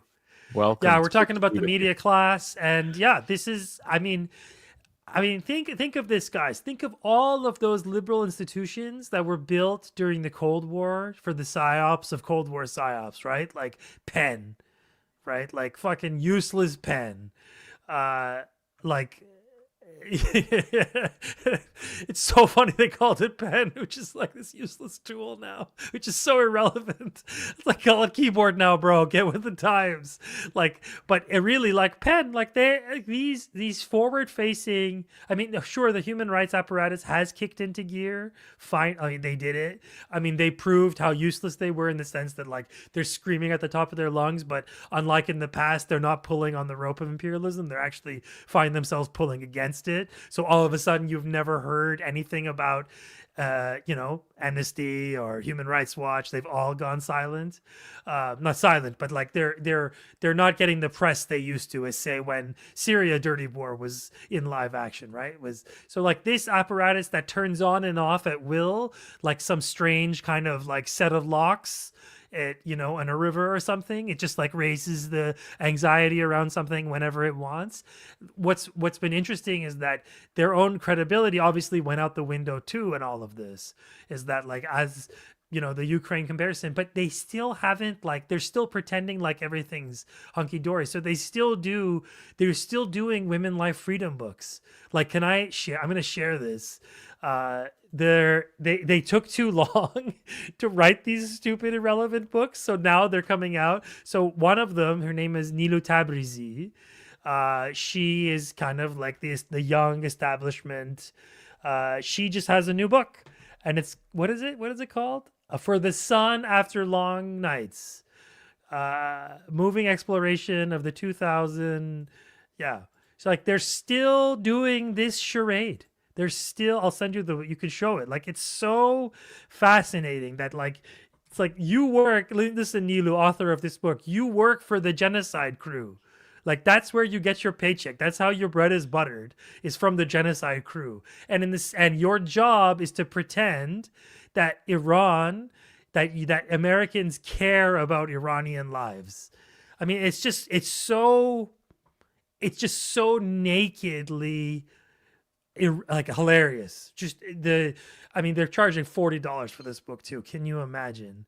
Yeah, this is something else. So that for me is because I'm always in the Iran bubble, so Iran stuff pops up all the time, and so that's their trick. They find a victim, a representative victim, and then they manufacture an astroturfed support campaign that and this is not to say that like these people don't deserve mourning. Like someone's executed in Iran for whatever reason, good or false or bad or correct or unjust, like that's something we have to take seriously. But because these freaks who actually don't care about these people because they use them as a flag are often direct like proxies for Zionists, often, not always, but often. In the case of Nilu Tabrizi, she works for Zionists. She works for the New York Times. She's helping the genocide. Her organization is helping the genocide. But like in the same breath that they do that, they say, "Oh, Iran, human rights, like a like a Quranic student, just humming back and forth their same, and we have to live under this, and I just can't take it anymore. I'm mad as hell. It's like network. I'm gonna lose my mind. Yeah, I mean, the point about that you said, Sina, about just the notion that they care about Iranian lives or anything related to Iran, right? It is kind of wild to have these books coming out at the moment that you have this Zionist war on Iran that the U.S. also participates in, that they rush to end. By the way, great conversation you had recently with Max Isle, kind of talking about all of that people should definitely check out if they have not. Mtume, I want to bring you into the conversation. I don't know if you have any introductory comments, but there's a question from our chat that you could also respond to if not, which we all should address. Thanks, Alex, for the super chat. But when talking to someone who is apolitical, how do you gentlemen describe who the enemy is? And so maybe Tume, you could kind of start us off with that, along with whatever else you want to kind of add to the conversation. Well, it's one thing I will start with is something that Sina was to kind of carry on from about Iran. You know, in the art film world, Iran is one of art film's favorite places to be humanitarian and have a bleeding heart. And Gaza is an interesting and has been an interesting kind of intervention, I think, into the art film world, because you saw what happened at Berlin Film Festival, where, you know, and I don't want to get into the politics of certain filmmakers who have decided to kind of eat off of this kind of fetishization of Iran and Islamic culture within the Western art film world. I'm not going to debate that right now. But, you know, to their credit, a number of them were like, well, look, there's a genocide happening and I'm not going to not speak about it. And of course, they were kicked out of festivals. Some of them pulled their films out, so forth and so on. So it's become this interesting highlight on the humanitarian liberalism that exists within the art film world that is just pernicious. And to the grand point, they don't really care. They want to use these films and these cultural products as a way to say, you know, the Middle East and Iran is a degenerate place. You should not support it, so forth and so on. Look at these, you know, diasporic people who are now here in the West, who are so elevated because they've had Western education and Western enlightenment, yada, yada, yada, yada. We all know this stuff. So, you know, you made me think of that. And I think to a broader kind of thing for myself, one of the things that I've been tracking, and I said this kind of very early on, is like how are artists positioning themselves in this, you know, in this moment. And it's been interesting to kind of watch, you know, the various levels. And a lot of it has to do with, you know, where you are in the social mobility ladder of the arts world. You know, if you are high up there, and there's people who do lots of things, and I'm not gonna make one kind of large blanket like this person has done this or this community does this. But one of the interesting things that I've seen is that people trying to find a way, even when they say, you know, end the genocide, ceasefire, they're still trying to find a way to kind of manage themselves within the liberal order, right? There's I think it was like maybe even yesterday, another big document signed of a bunch of like media practitioners, directors, and things like that in the film world saying, I haven't read through it, saying, you know, we want you to divest in these things, right? Or even the recent Venice Film Festival thing with Gal Gadot saying, you know, disinvite her and all that. My thought would always is like, why are you still supporting the Venice Film Festival, which is imperialist? But that's a whole other conversation. But actually, it isn't. It's actually, I think, the ground of the conversation. But yeah, it's like, I think what frustrates me is it's just the logics that I'm seeing don't seem to add up, because I'm always kind of like, well, if they were to like maybe do this one little thing that satisfy you, you still think this large imperial kind of project of mass media is a good thing, right? And like how come you can't see the contradictions that in this? It just doesn't, it's like, it's not adding up. I mean, I am happy to a degree that you are advocating for people, but like, how far does that advocacy actually go? And it's a frustrating line, because, you know, I don't want to limit the support that Palestinians are getting. So I don't want to be that guy. You're not giving the real support. Da, da, da, da, da. But the same token, I'm also kind of like, you know, I think some of y'all need to do a little bit more to be perfectly honest with you. You need to kind of step your game up. There's people who don't have the social mobility cachet of you who have sacrificed a lot. And look, our sacrifice is nothing compared to the Palestinian people. I'm not putting ourselves on that level. But, look, within the gradient scale here in the imperial core, like, come on, some of y'all with a lot of clout could be doing a whole lot more.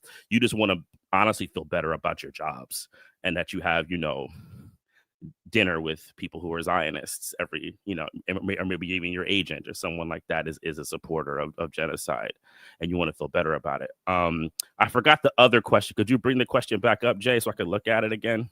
Yeah, for sure. So Yeah. Alex asks, when talking to someone who is quote unquote apolitical, how do you gentlemen describe who the enemy is? I mean, I usually start with like, who do they see their enemies are? Kind of, you see this in organizing work on the ground. You kind of have to know how people position themselves, right? I mean, because then one of the things that might happen is you might realize they're not as apolitical as you think, and they might think, the immigrant worker is their enemy. So then you're going to have to parse that out, right? You know what I'm saying? I think I don't think it's really general. I think you kind of have to figure out like how they position themselves, their kind of viewpoints within this social structure, and then go from there. That would be like my short answer. That's usually kind of where I start. Always trying to lead them back that, however you want to put it, is it the capitalist class, however you want to put it, the Western imperialist class, are the people that you need to be keying in on as your enemy. I'm going to try to lead them there, but I kind of need to see like who they already see, because I actually don't believe that. All the apolitical people that I know really do have like political lines. They have people that they think are enemies and they don't. I find the line of apolitical to be, I don't want to talk about it. That's really how I see it these days. I have a homie who claims to be apolitical, but like he's on rants all day about, culture war shit, about how these people are so degenerative. So he definitely has in his eyes who the enemies are.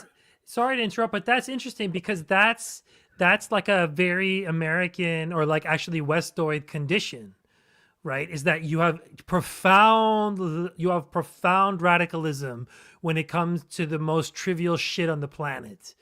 Okay, like profoundly radical opinions on things that are just purely culture war stuff. Now, in terms of like your own like identity, right? So like a right-wing chud freaking out about trans, right? Like this, their own personal opinions, like whatever hypothetical chud thinks about trans people, to me, I don't care.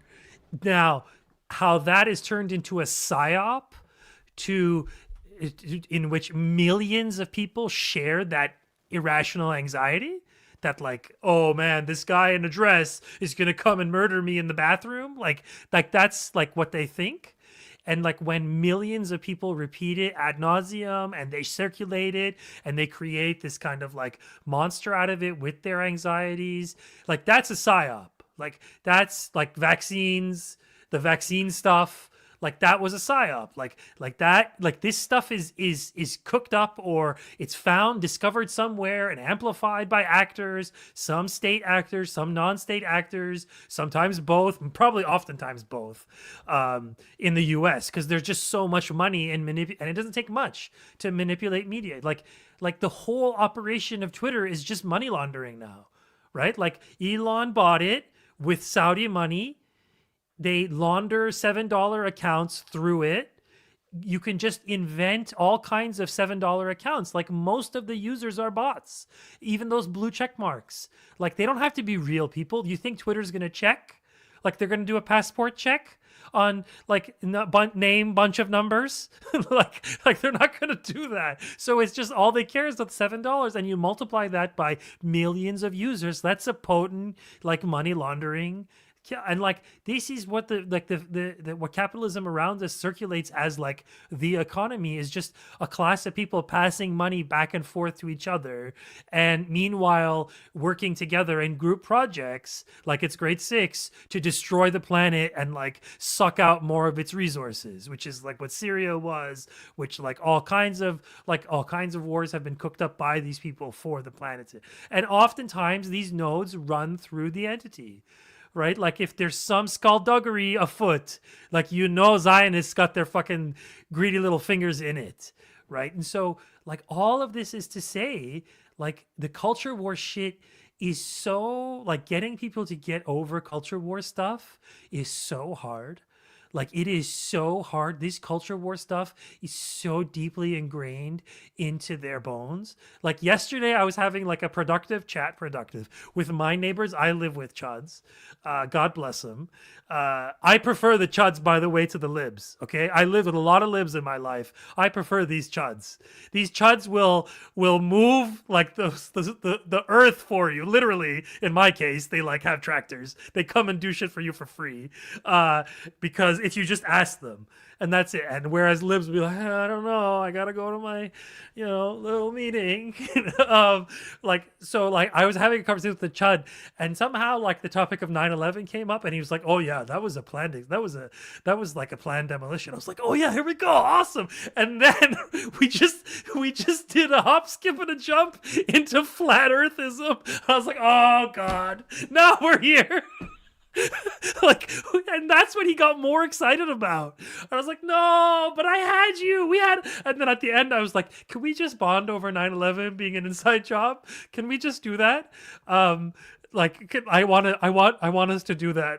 And so like that was an interesting moment for me where I was like, oh, finally, like we can make some progress. Like I can show them. I was like, yeah, 9/11, it was just for Israel. Like it helped them a lot. Like, come on. And like he was into it. And then he got bored with that and moved to flat earth. And so like that. And then I realized like, oh, I was just doing culture war with him. Like I was just doing his, like, these are skirmishes on the culture war front that these guys fight.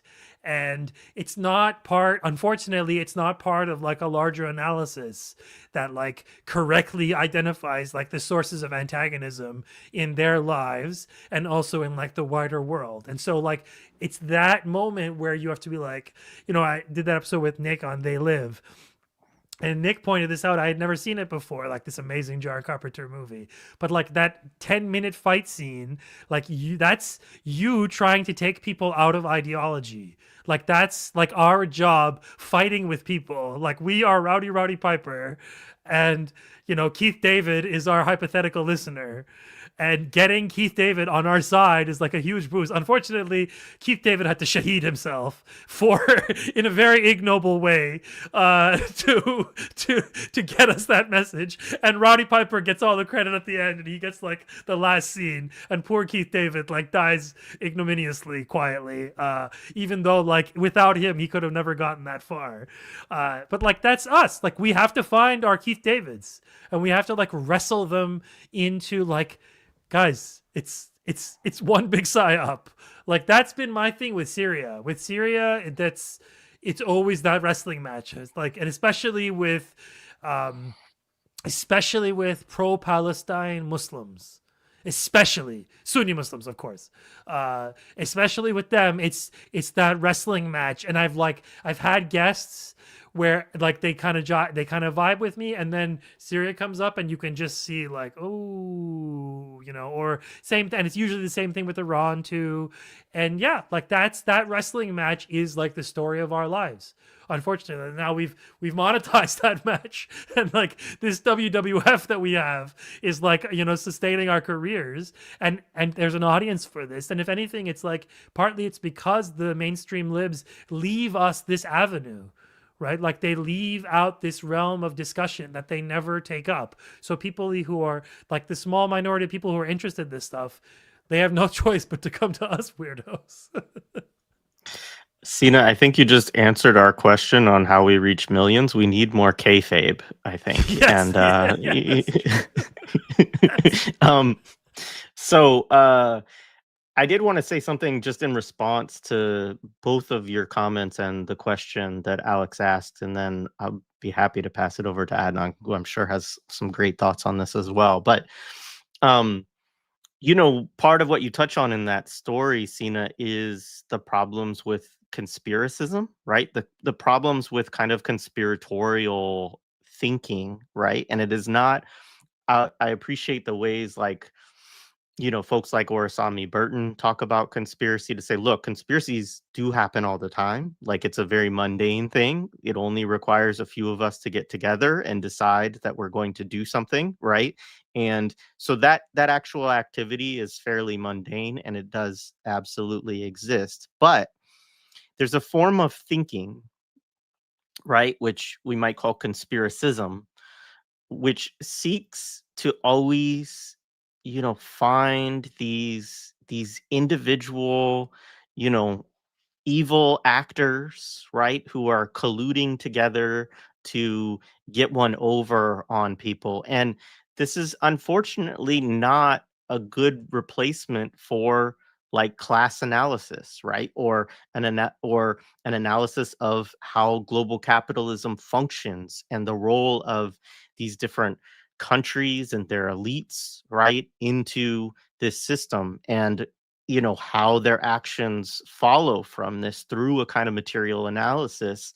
And that is the problem, right? Is that the same guy who might be with you willing to go down the road on like who benefited from 9/11 the most, right, is going to be looking to dig into a bunch of other, conspiratorial things, many of which will be quite wacky, right? And usually racists, often anti-Semitic, like all of these kind of things. Um, and I think that, and anti-immigrant, right? All of those things that you both were talking about who do people think their enemies are, right? And I mean, film, popular culture and, mainstream news, whether it's liberal or conservative, they feed this stuff all the time. There's a very weird story going around right now that is about a Ukrainian refugee who was stabbed on a bus in Charlotte. And part of me is like, why is this it was a national, it ran on CBS this morning today, national news. Barry I'm sure Weiss's ran CBS News. Yeah. Yeah, very Weiss, right? And it also, was trending yesterday on Twitter, right, with a bunch of chuds, as you say, Sina, and both right wing and liberal folks like sharing this. Why is no one talking about this? And it's so strange because I mean, this woman was stabbed on the bus. Horrific thing. The person who stabbed her clearly didn't know that she was a Ukrainian refugee, right? It's an individual act of violence that happened on a bus that happens every freaking day in this genocidal settler colony that called the US, right? This empire. The violence occurs constantly, right? Like we all know, we all live in city, well, at least like Mtume and I live in cities, I don't know where you two are, but like and in Canada it's not as common as it is in the US for sure.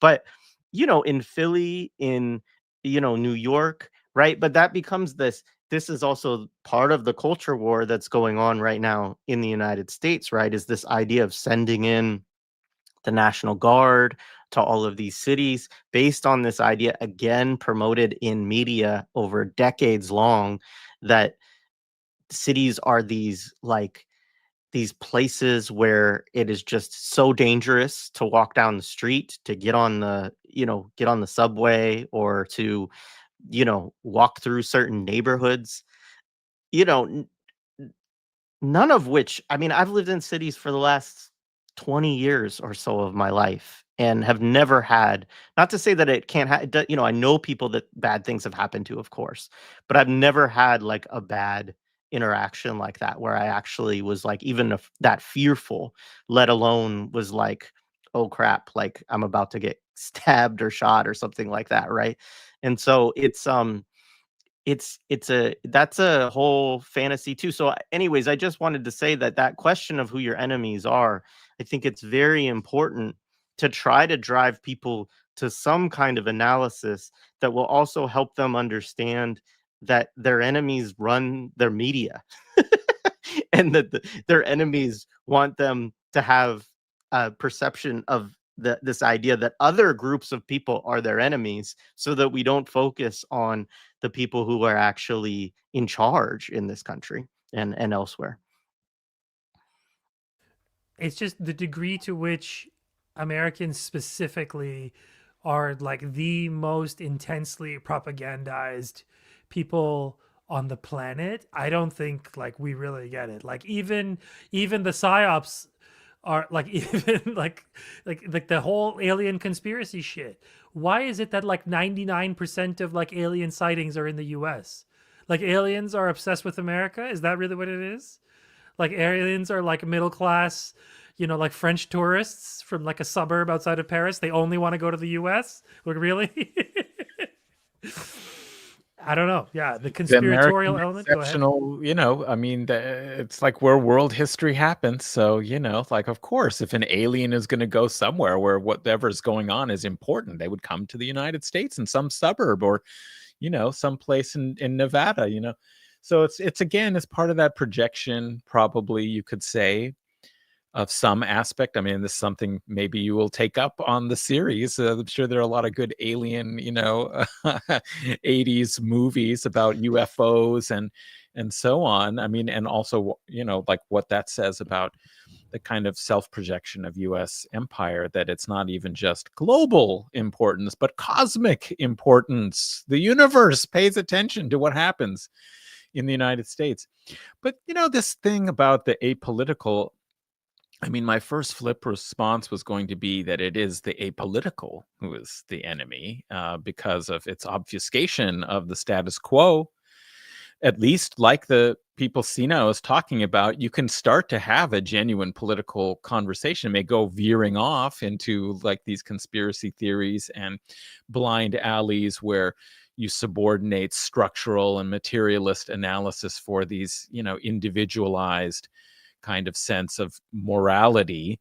Like that's definitely possible, but at least you could have a political conversation, right? So I guess I wonder, my other thought here about that is, who is apolitical and who claims that they are apolitical in these current circumstances? And it certainly requires, it's very selective about what counts as politics. Many people who we would think, who would say, well, like I'm not really political, meaning that they don't want to talk about, say, matters of consequence and importance like war and peace, genocide, and what you could do against it, or class, struggle and corporate power in our society and culture.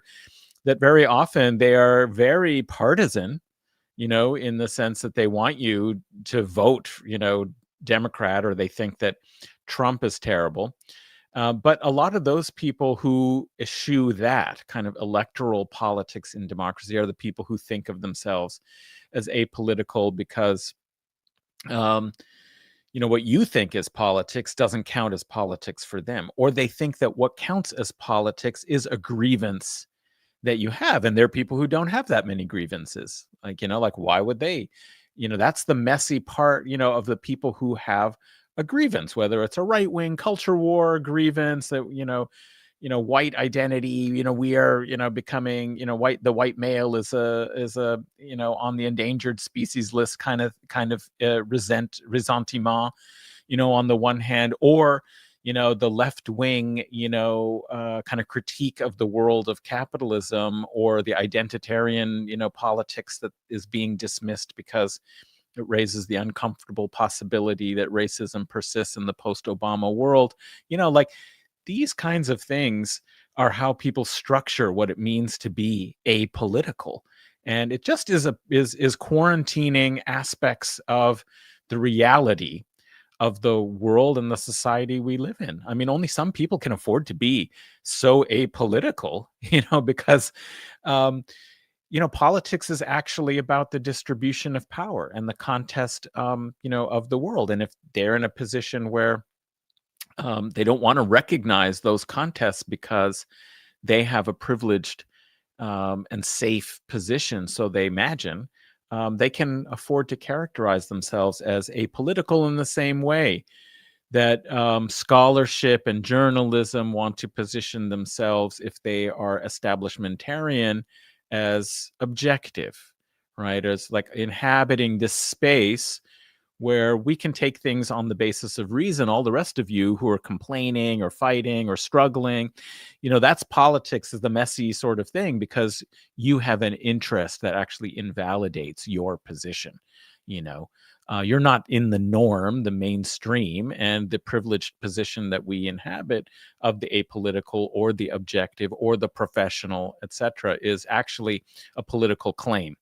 And so in a way, I would say the problem, the enemy, is the apolitical, because if you're not actually consciously contesting and identifying with solidarity for justice and equality and these genuine kind of values, then you're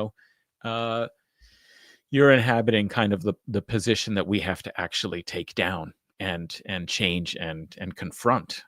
So maybe that's what I would say to the person who thinks that they're apolitical, is that you're basically the problem, is because if you're a human, you need to actually be engaged in the struggle to make the world possible for human life, like equitable, just, sustainable human life. Like that's like what it means to be human, is working to recognize and validate that equally for everybody. And if you're not going to do anything about it and just say that you're apolitical, you're actually the enemy.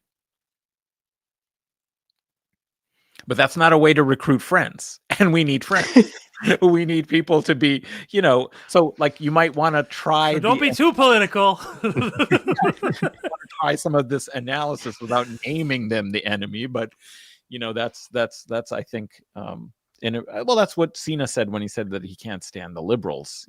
Kind of almost the most, is because they have this frustrating position, of inhabiting this space where they don't have to risk anything, or they don't have to get involved in these contestations unless it's their choice that, very curated and narrow. This is something that I'm willing to kind of talk about, but otherwise I'm inhabiting a different kind of space where I'm not called or required to be accountable or to risk anything. But I think it's also a big issue for those in the culture industry. So I was very interested with what Matume you were saying, is like the art world, is like, oh well, that's a political film, means that it's like not worth taking seriously on aesthetic or intellectual, artistic grounds because it's political. It's again the same as the apolitical, the objective.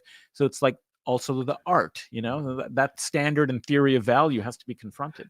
Yeah, unless it's calling the global South degenerate. Yes. Well, then it's high art. That's right. Then it's like super like the high art, and especially if it's someone who's from one of those nations, whether historically or recently left, right? It becomes like the high art piece, like this is like the highest level of art. But if someone made a revolutionary anti-imperialist piece, I know one of the criticisms you often hear about like maybe like revolutionary Cuban films is like they're just so politically like in front, and we don't know if we really need to be like that. That's not the highest level of art, just to be that politically in front. And I'm like, Saving Private Ryan isn't politically in front. Like, what the hell are you talking about? Like, it's just ridiculous. It doesn't add up in the interesting thing with liberalism to me is I also think there is a level with these liberals that they know that if we do get what we want and Palestine is free, that is actually a loss of liberalism, of the liberal life that they have.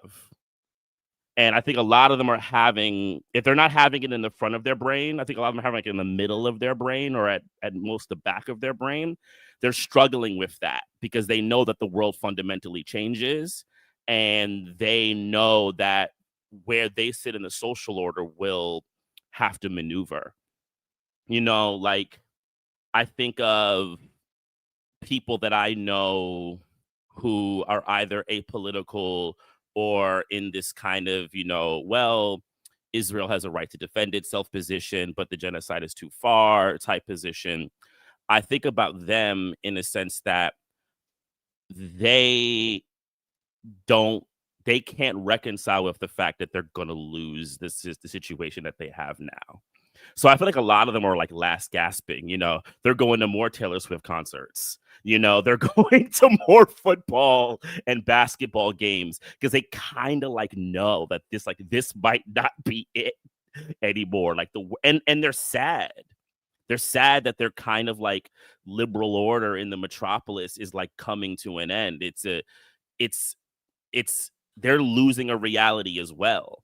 And it's like really messing with them, but they don't confront. They go to therapy to be petted and told that, you know, well, you know, if you just do self-care, everything will be all right. And, you know, you can't change the world. So just react to it. Yes, go buy that handbag if it makes you feel a little bit better. Right. Right. They're kind of live your best life. Live your best life. Right. And go watch these movies and sit within culture. I think the really pernicious thing, and this goes to like the cultural commentators, is that, you know, I find it very, very odd that some of these cultural commentators think they can talk about culture and like not talk about Gaza at all. It's just wild to me. I'll say one thing, and even act like it's principled. Right, like I don't know if y'all saw the clip going around. LL Cool J last night at the VMAs said that this is where we let politics like leave for the night. He said that last night. I don't think he said politics. He said something like this is like, he didn't say the word politics, but he suggested that like all the issues, you know, it goes away for the VMAs night. We could go back to that later. But Apex like that's said knock you out. Well, that's really what it was. So but like pathetic. I'll say one last thing. It's the same mentality. I think these people, they think that these culture commentators think that, well, my job is to give people an escape. But then that just shows you your cultural commentary is pretty inert. It's really not in conversation with society at all. I mean, here's the thing. Americans don't see anything from the world. They don't look at the world.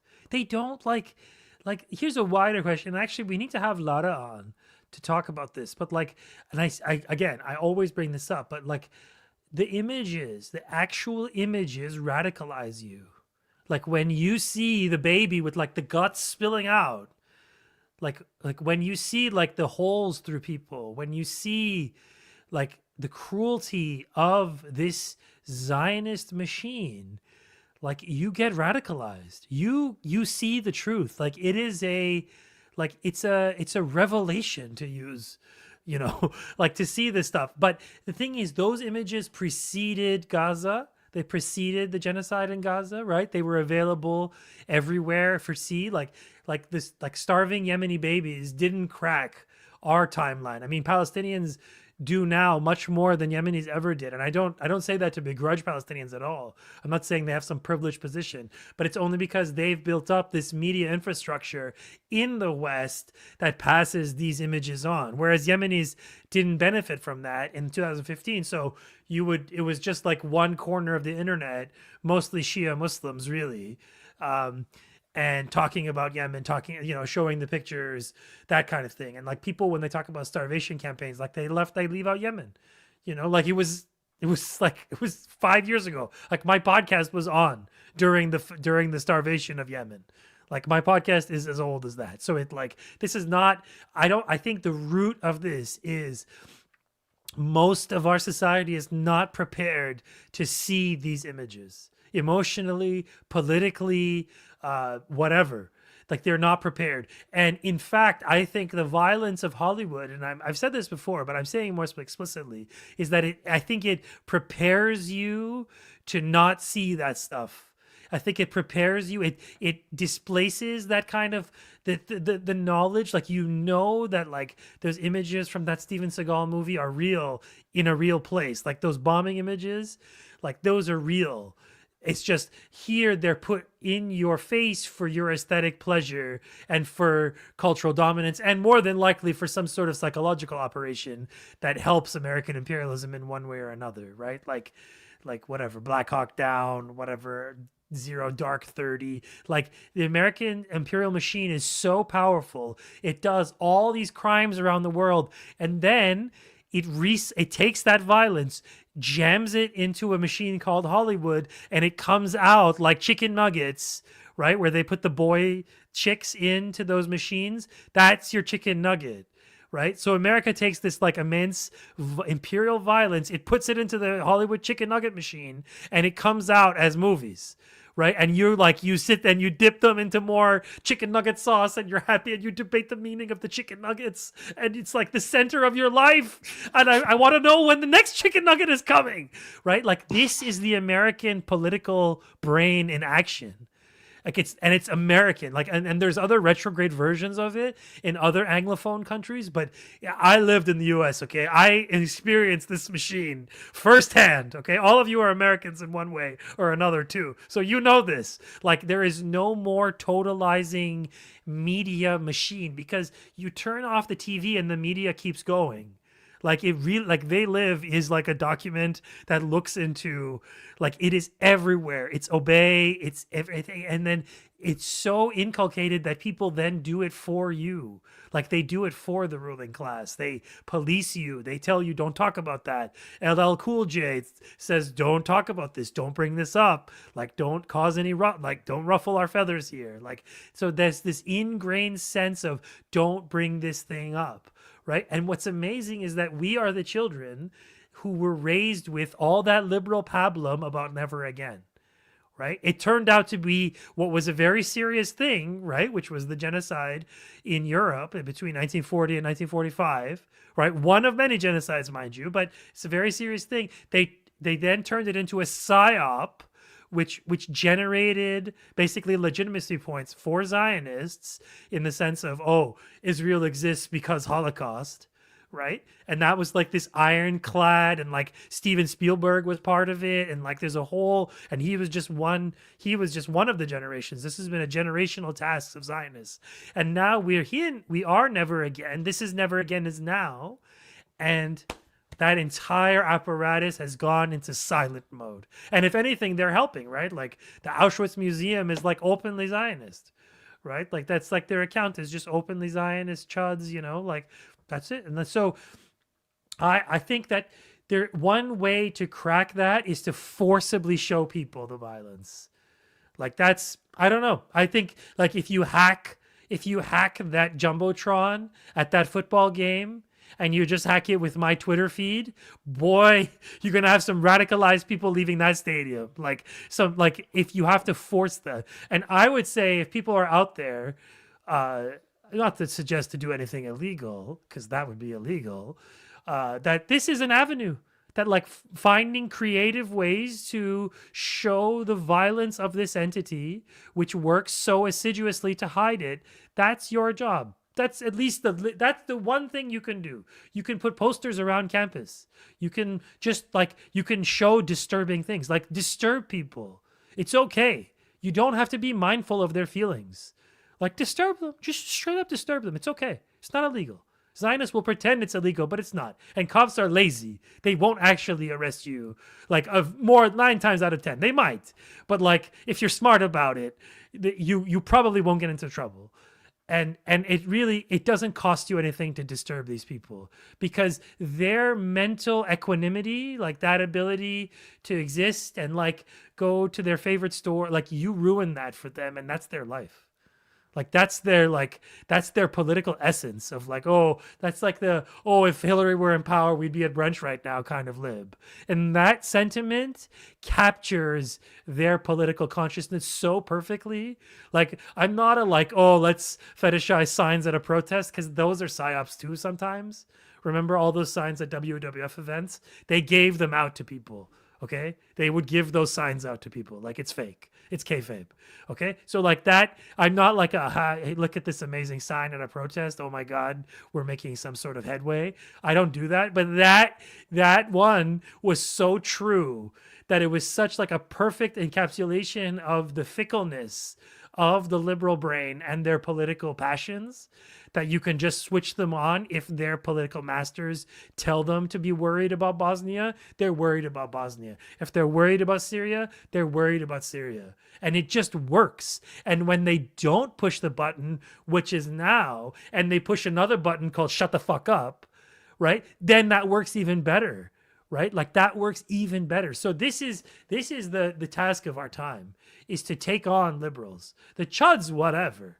It's really the libs. It's honestly, these are the powerful forces. Like if we go to Rachel Maddow's like Twitter account, we'll see some immense liberal magic at play. Because this is how they work. And so I don't know. That's my thing. Put the violence in front of them.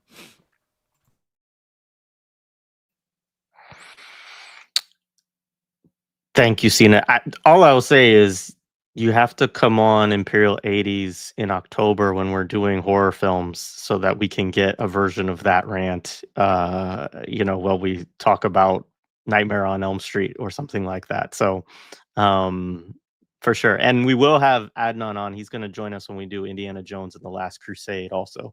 So looking forward to that as well. But Muhammad, let's see, where are we at? Doing well. Thanks for everybody for all of the contributions today. I think, Sina, we should do another one.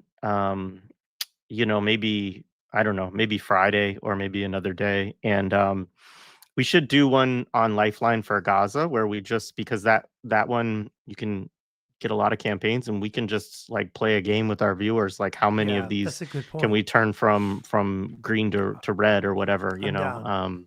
I'm down.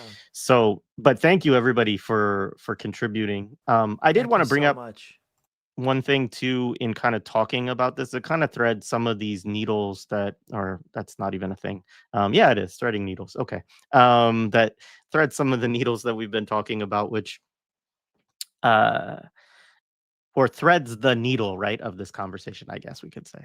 So I have a episode coming out with Corinna Mullin, great anti-imperialist scholar who's been fired from CUNY for her organizing with students there and everything, and her analysis. But she's a part of the Anti-Imperialist Scholars Collective, and so she wrote a piece, and there's a bunch. They just put out their second issue, which is a Black August issue, but this was from the first issue in July. Zionism, Imperialism, and the Struggle Against Global Fascism, Palestine as the Hornet's Nest of U.S. Empire. It's really good, but I just wanted to kind of pull into like one little section of this where she talks about analyzing and resisting the international fascist counter-revolution. And she works from George Jackson's analysis of fascism in Blood in My Eye, but she talks about how people, don't often recognize that in George Jackson's work, he really focused on the international character of fascism, right? Not just looking at it as a kind of national, idea of how to rule over people, right? But as an as basically a function of the capitalist system in crisis on an international scale.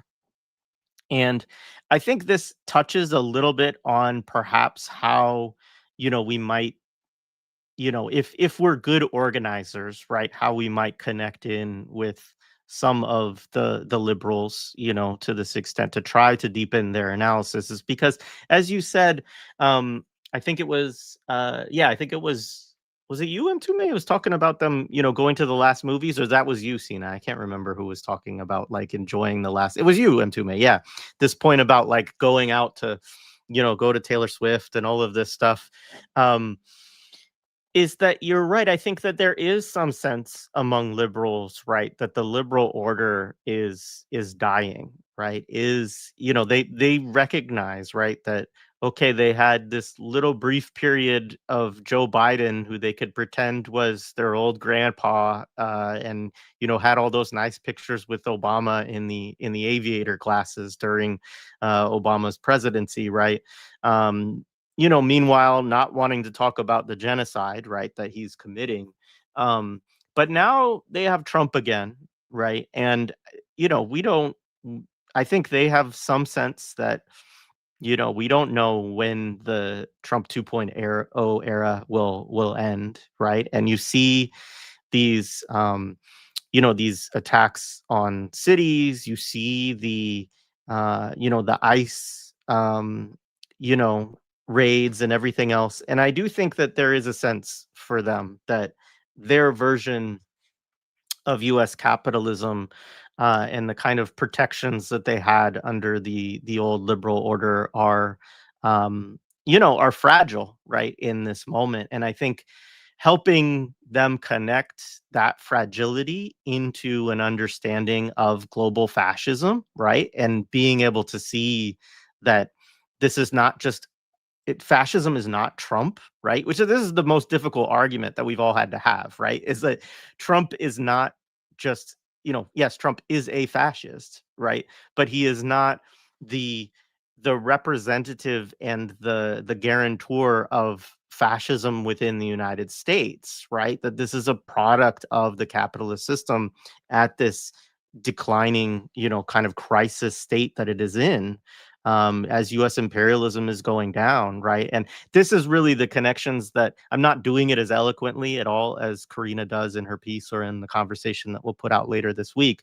But, she's saying, look, like there is no going back from this for US empire. Like it is full decline now, right? It is in a kind of death spiral. And part of the reason that it is going so hard to support this genocide in Gaza is because it really feels itself in a death spiral. And, it's trying to shore up what has been a very strong, fascistic ally of it for a very long time. And it worries about all of those things Mtume was talking about in terms of, Western civilization, right, might fall, right? This again, to connect into also Adnan's work, around the kind of civilizational project that Zionism is deeply connected into. And so I urge people to check out the Anti-Imperialist Scholars Collective and their work, and also specifically that piece from Corinna Mullin. But yeah, I mean, I think that's the thing, is that this is really connected. I mean, there is the most grotesque form of fascism that we're watching unfold in Gaza, right? That people in Gaza are resisting with, in their sandals, in their tracksuits, and with their arms, right? But there is obviously all kinds of symptoms of this, cropping up all over the imperial core at this point as well. And it's not something that anyone is going to escape in some form or another. Yeah, because I think the other thing we're still fighting is, and as Cold War children, I think all of us, right, probably the authoritarian thesis, right, that what makes Trump a fascist is his authoritarianism, so that you can then put him in the lines of Hitler, but also Stalin, so forth and so on. And we're still living in that kind of fantasy world that fascism has nothing to do with capitalism, right? And it just shows that people have not done the reading. They have not read the Walter Rodneys, the Aimé Césaires. The list goes on and on and on, who have shown us that fascism is a necessary kind of Janus face that exists when capitalism needs to, get itself together in a particular way. And that's why George, that makes me excited that using George Jackson's analysis, because it's funny. I went to a a couple of like Western Marxists said, who were kind of discussing not George Jackson. That was the problem. They were discussing fascism, and I threw George in there, and none of them had ever read it, right? And they kind of immediately like dismissed it as like anything truly relevant, right? Which I think just kind of goes to a kind of, a statement on like the global order of theory and who gets to be, within there. But that's like, I'm with you, Jay. Like this, there is a way that, as I agree with Sina, like the liberals in this way are the issue, right? But then also like there's these like, we still have the Western Marxists who also want liberalism. They still think that, you see these big push. I mean, I'm glad y'all took a slap at Jacobin. Jacobin is one of those places that's really believing in, I think it's, was it McManus is into this kind of liberal socialism thing, which, has so much problems. And I've never seen them have really good faith conversations with people who would really push back on that. Like they won't. They kind of like talk to people from afar, but they won't really get into a heavy debate, right, on those kinds of issues. But yeah, I mean, I'm just saying all this to agree. But this authoritarian thing, right, that we have an authoritarian in presidency, and that's the issue. It's not capitalism, and it's not that capitalism, when it's dying, needs to resort to a fascistic, whether it's state or mode or whatever you want to call it, right? That it's a necessary piece, and if you look at it historically, that's always what's happened when the fascistic ends come out, and they always come out. That's the other thing, is like this idea that like the fascism just came back, right? What, I guess Trump's been in 6-8 months now, or almost a year, right? It's come now. It's not been something that's, was that Biden didn't use when committing genocide against the Palestinian people and all types of other stuff, the carceral system. I mean, that's essentially George's thesis, right? That it's here, it's already here, it exists, right? It's used, right? And you can really connect that to Césaire, because he's saying like, look, like it's already was used, right? It was used against the colonial people. So like this the thing, it's used in pockets and around. So stop acting like when some guy comes in and he's authoritarian, right, that he is the example of fascism. But it just shows that people don't really quite understand what they're talking about. Yeah, and like, that's such an important point about the internationalism of fascism, because it can be confusing because it's framed principally within an ultranationalist language, right? Political language, restoration of the nation, to our past glories. So it seems like almost a contradiction to think about it as an internationalist movement. It's like a bunch of nationalists, and they care about their nation and their people and its return to glory and so on. However, what we've seen is that, there was the Axis during World War II. They recognized some affiliations and connections and were able to collaborate. So even if you go back to the classic history of thinking about fascism and the kind of case examples, I mean, they could definitely see some sort of, relationship between these far right ultranationalist type of ideologies together in imperialism and racism, because that's actually what holds them together, right? As the Césaire point. I mean, I love that part of, in fact, actually, it's almost always perpetually on my, desk here, Discourse on Colonialism, the new translation and edition with the wonderful Robin Kelly's, words at the preface, and where, he's basically put his finger on something that's very important to recognize, that colonialism and racism are basically twin phenomena. In fact, it's actually maybe a redundancy to talk about racism as if it's just a phenomenon of, society within like the settler colony in North America, in Europe, etc., and colonial societies, because those are predicated entirely, as Fanon showed us too, on racism. And so there's really symmetry between these things. And just as colonialism could be internationalist, you had all these different nation states, but they had rivalries, but they also understood that when there was an effort to decolonize, that they actually had to reinforce and shore one up, because the project of Western supremacy, even if it expressed itself in separate colonial states and colonial projects was one that was integrated, together. And so I think we really do need to analyze, like, what's internationalist about this fascist moment. If you look and see the far right politics of Europe, I mean, it's, you've got the Orbans, you've got Alternative for Deutschland, emerging as a powerful political force. You have, the same in France. And what was Brexit and Reform UK other than a politics of anti-immigrant, Islamophobia, as a real kind of organizing principle of this.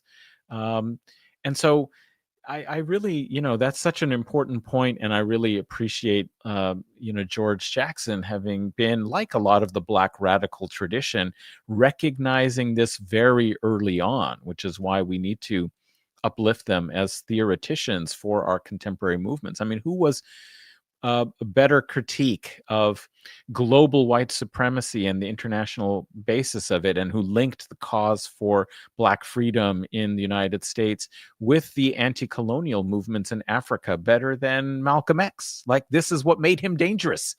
This is why, how he gets assassinated.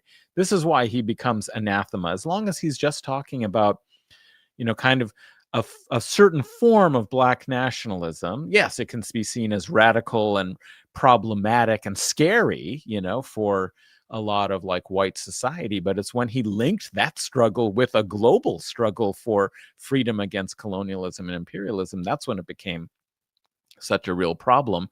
And this is the problem with some of this kind of left, DSA left or liberal socialism, is that you cannot oppose the international fascist order if you take on a politics of left nationalism and don't, kind of embrace the anti-colonial struggles that are taking, place now. I want to read that book. There's too much to read, so I do want to read, McManus's book, Liberal Socialism, just to find out how you put these things together, because I would agree that in the end, socialism is supposed to provide us with the goods that we now mistakenly believe liberalism has a right to claim, freedom, democracy, all this stuff. The point of socialism, however, is that without a materialist analysis, these like fake concepts have no reality, and they are actually confusing to people and create contradictions. And it's only when you actually create justice and equality on a material level in society that people can actually be free, that people can actually have what we think of as a democracy, which is not, just a kind of narrow system of organizing politics mechanistically, the bourgeois revolution, of liberal order, of democratic representative politics. But, real democracy is when people have, a stake in the decisions and the organizing of their society. And that only happens, when you have economic democracy and all these other. So I'm a little curious, like, is this, just an attempt to domesticate or defang the sort of anti-imperialist left, by creating this sort of a value of like, and a rationale and a theoretical underpinning for some kind of concept of reconciling liberalism with socialism in this sort of way, rather than saying you need revolution, you need to change all these conditions, and then you will have liberal, experience. You'll have freedom. You'll have all of those things, which is how I see it. So I don't see liberalism. I don't see liberal ideals themselves as the enemy. It's just that, liberals promote those over the actual conditions that might make those values actually possible. That's the problem here. So of course there's no problem, like in the end, that's what we want to have. So if that's what you're saying, well, then how do we get there? It's only through revolutionary, transformation. If you're trying to say, oh, there's a way that we have to domesticate our revolutionary politics to make peace with liberalism as a political ideology in the context of the societies we're living in, well, then, that's just not socialism.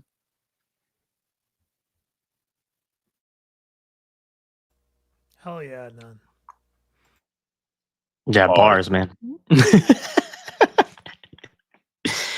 Yeah, absolutely. No, that was great. I I'll first of all, let's plug one more time Mohammed's Chuffed account, which I haven't fully been able to keep up, but folks have been great. Like, Sina, do you have some sense of how much folks have given today?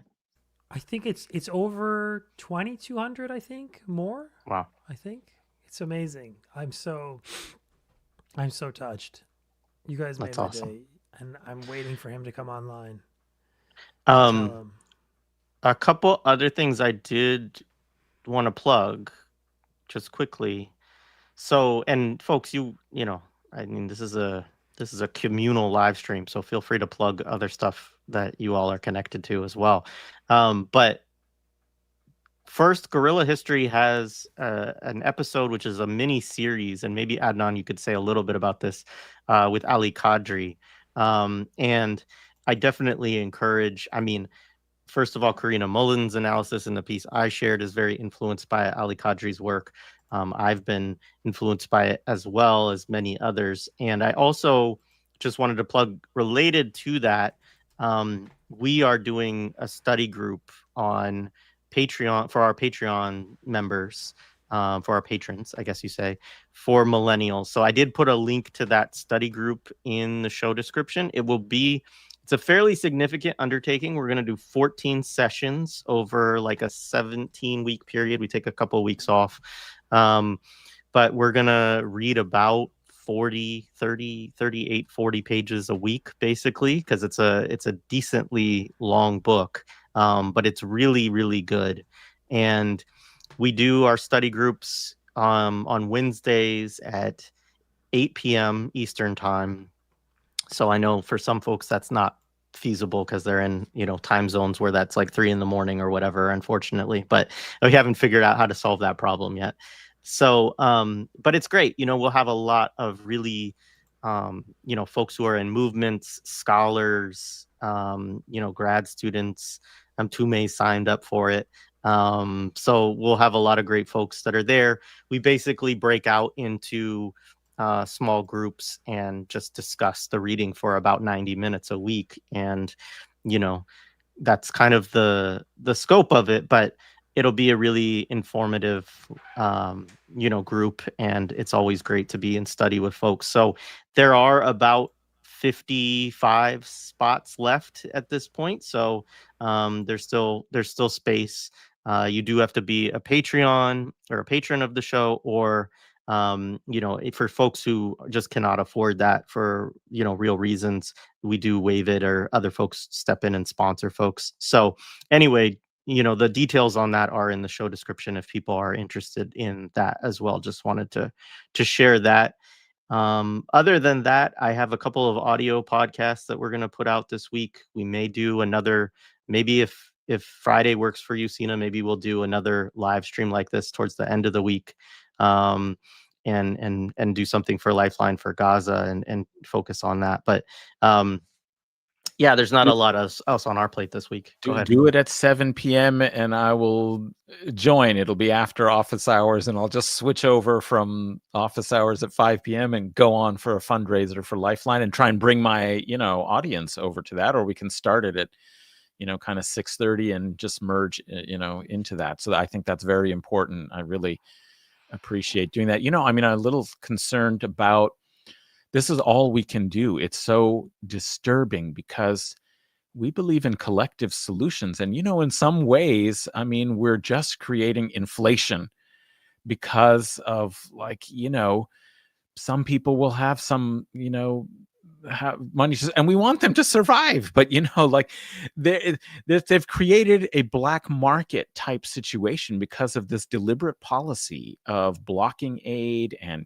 only letting these gangs, so destroying the distribution system of UNRWA and of other kind of established organizations that have their processes. It is under the control of these Yasser Abu Shabab types. And this is what Israel wants, is the breakdown of that solidaristic, kind of organized society that has been resisting by creating such extreme conditions that it, perverts the whole, society, that they just have to compete, to try and survive within this system. So we're going to do that. We must do that. We have to help, especially the ones that have received, less. And we should do that for Lifeline for Gaza and try and bring up some of those. But we have to put an end to this. We can't. We're trying, right? But we have to figure out ways to do that, because this is not really the way we want to be supporting our comrades, our friends, our brothers and sisters in Gaza. But do come, do be generous. I'd love to see that. Also, you can check out, as I just already plugged office hours beforehand, I'm going to be talking about, Manifest Empire, US and Latin America, with a favorite of the Tanky World, Professor Alex Avina. And, we'll be looking at kind of the global situation, but also specifically, reactions and responses to the pink tide, narco terrorists in Venezuela, all this kind of stuff, in this kind of neo-Monroe doctrine pivot to Latin America, because they can't sustain the confrontation with China, and the wars in West Asia are sapping the US empire that's crumbling. So it seems like there might be a conscious readjustment, and Pete Hegseth even mentioned this. So we're going to look, like a few months ago, that we're going to have to really focus in the regions where we have, possibility to try and exercise hegemony. So we'll look at that. And I just want people to also be aware that next Sunday we'll be doing struggle session, which is like this, a kind of live stream panel. And again, to try and impel us towards some kind of conscious action as we interpret the world and analyze the world, but do so, as Marx, once advised, not as the philosophers did, but actually to try and change it. So, be prepared for that. And hopefully I'll see people there. And in the meantime, let's remember our political prisoners and support Palestine action, and all the people who are putting their, taking risks to try and stop this genocide. And I will just say about the Ali Kadri, series that we're doing on guerrilla history, is that I'm actually going to sign up. And I saw that before and said, oh, I should sign up for this accumulation of waste and really study it with people, because I think Ali Kadri has been doing some of the most important and influential analysis on the geopolitical economy of this stage of capitalism that we're in. And, since we do need to understand the world in order to change it. So let's do that. And I'm looking forward to, I don't know if I'll be able to attend all 17 weeks, but I plan to, attend and support it as much as I can. I think people should join it. It'll be a great conversation. 14 weeks, fortunately. 14, not 17. okay, So 14 over 17. So we're Over not doing a couple of weeks. Yeah. But if you want a little preview to get you interested, if you haven't heard of Ali Kadri, we do have a couple audio podcast episodes. One has already come out. The next one should be out any minute, this week or so. And that'll give you a sense of why you should actually study his work. And a study group is the best way to do it. I had started a Capital, during the pandemic, Capital Volume 1, and we ended up managing to get through Volume 2 during it, before we all got so tired reading these mountainous things. But doing it with people is just so much better. Make it a comradely community of support, so that you're reading and studying together, and then actually maybe you might work together, take action together. Yeah. Go ahead, Mtumi. Yeah, I agree on the collective study. We did accumulation on a world scale through Millennials, and that was really helpful to get through that, especially when the book hits those moments where you really have to dig. Jay's making that face. It was great, to have people to lean on and to be in comradely discussion with and learn a lot. It was really helpful. And shout out. I did listen to the first of the Ali Kadri episodes in Guerrilla History. Really, really great stuff. I was really, really excited to hear how that keeps going. Within our gates this week, I have an episode coming out with Samantha Youssef, who's been featured on Jay's show, also on Renee Johnston. We did a couple collective things. We take a tour, a kind of, I think, parallel discussion of our trainings as artists within the imperial industry, and our various epistemological breaks that have happened within it. And it's a really strong conversation. I was actually editing it last night, and it's really exciting. Be out end of the week. If you're on my Patreon, be out Wednesday, and then on the regular podcast will be out Friday.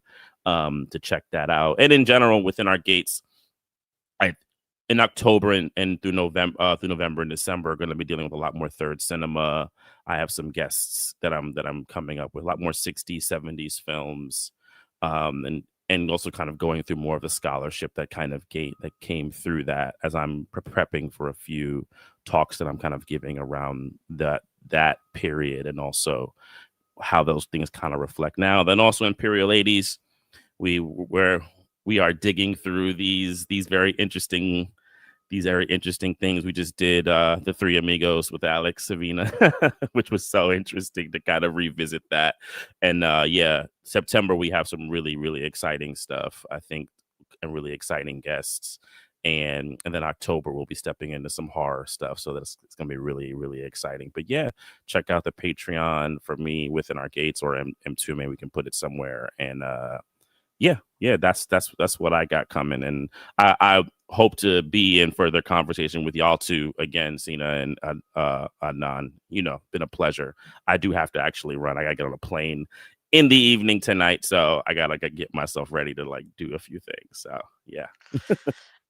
Thanks, man. Thanks so much for stopping by. Appreciate you coming through, and it was great to have you join us in this airing of Grievances today. Oh, for sure. Yeah, and I'm sure we could air a whole lot more, but there will be time in life. Yeah, no, thanks. I know I pulled them too, and we did not do Imperial 80s today. Like Monday is kind of the day we're gonna try to do them, and he was like, I'm traveling, but I still sent him this and was like, hey, jump on. And so no, it's good. Man. This will definitely help me for my trip. This is like the good leveler, but hopefully no one in customs is looking at it. So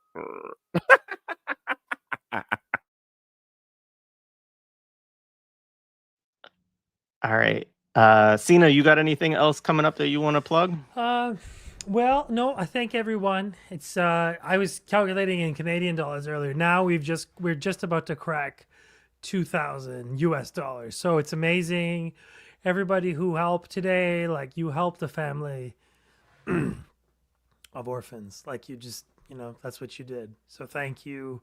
And I am on the podcast front. I got some other things coming. Nick and I have been working on something called Pod Capital, a podcast series for his Substack called Red Scare.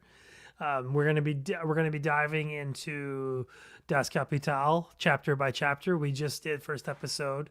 We read the intro, Marx's intro, the 1867 intro, the first one. So we're going to do that. It'll be about every week, I think. We might even be live streaming them. So join us for that. You have to join Nick's Substack for all of them. Some of them, a few of them, including the first one, will be on for my patrons. But most of this is going to be on, the bulk of it will be on Nick's show. So go sign up for that. Support Nick. He's our comrade. And thank you, everyone. Thank you, Jay. Thank you, Adnan. Thank you to everyone who joined. Thank you, Nick. Thank you, Mtume. We really helped this wonderful young man, and I'm waiting for him to check in. This is the scary part of the day. But yeah, I'm waiting for him to check in to give him the good news. But thank you, everyone. I really appreciate it. You guys are great. Yeah, thank you, Sina. Thank you for calling us all together, and it's great always to be in conversation with both of you and Nick and Mtume. So and hopefully we'll hear some good news from Mohammed soon and can share that with folks. But thank you. Yeah, I'm gonna go ahead and wrap up here, but I appreciate everybody for the time, and for the chat was great today. Thank you for all of your support. It's just wonderful. So And I will add links to the show description from some of the different things that we talked about and referenced, in terms of shows and stuff that's coming up. So, all right, everybody, have a good day.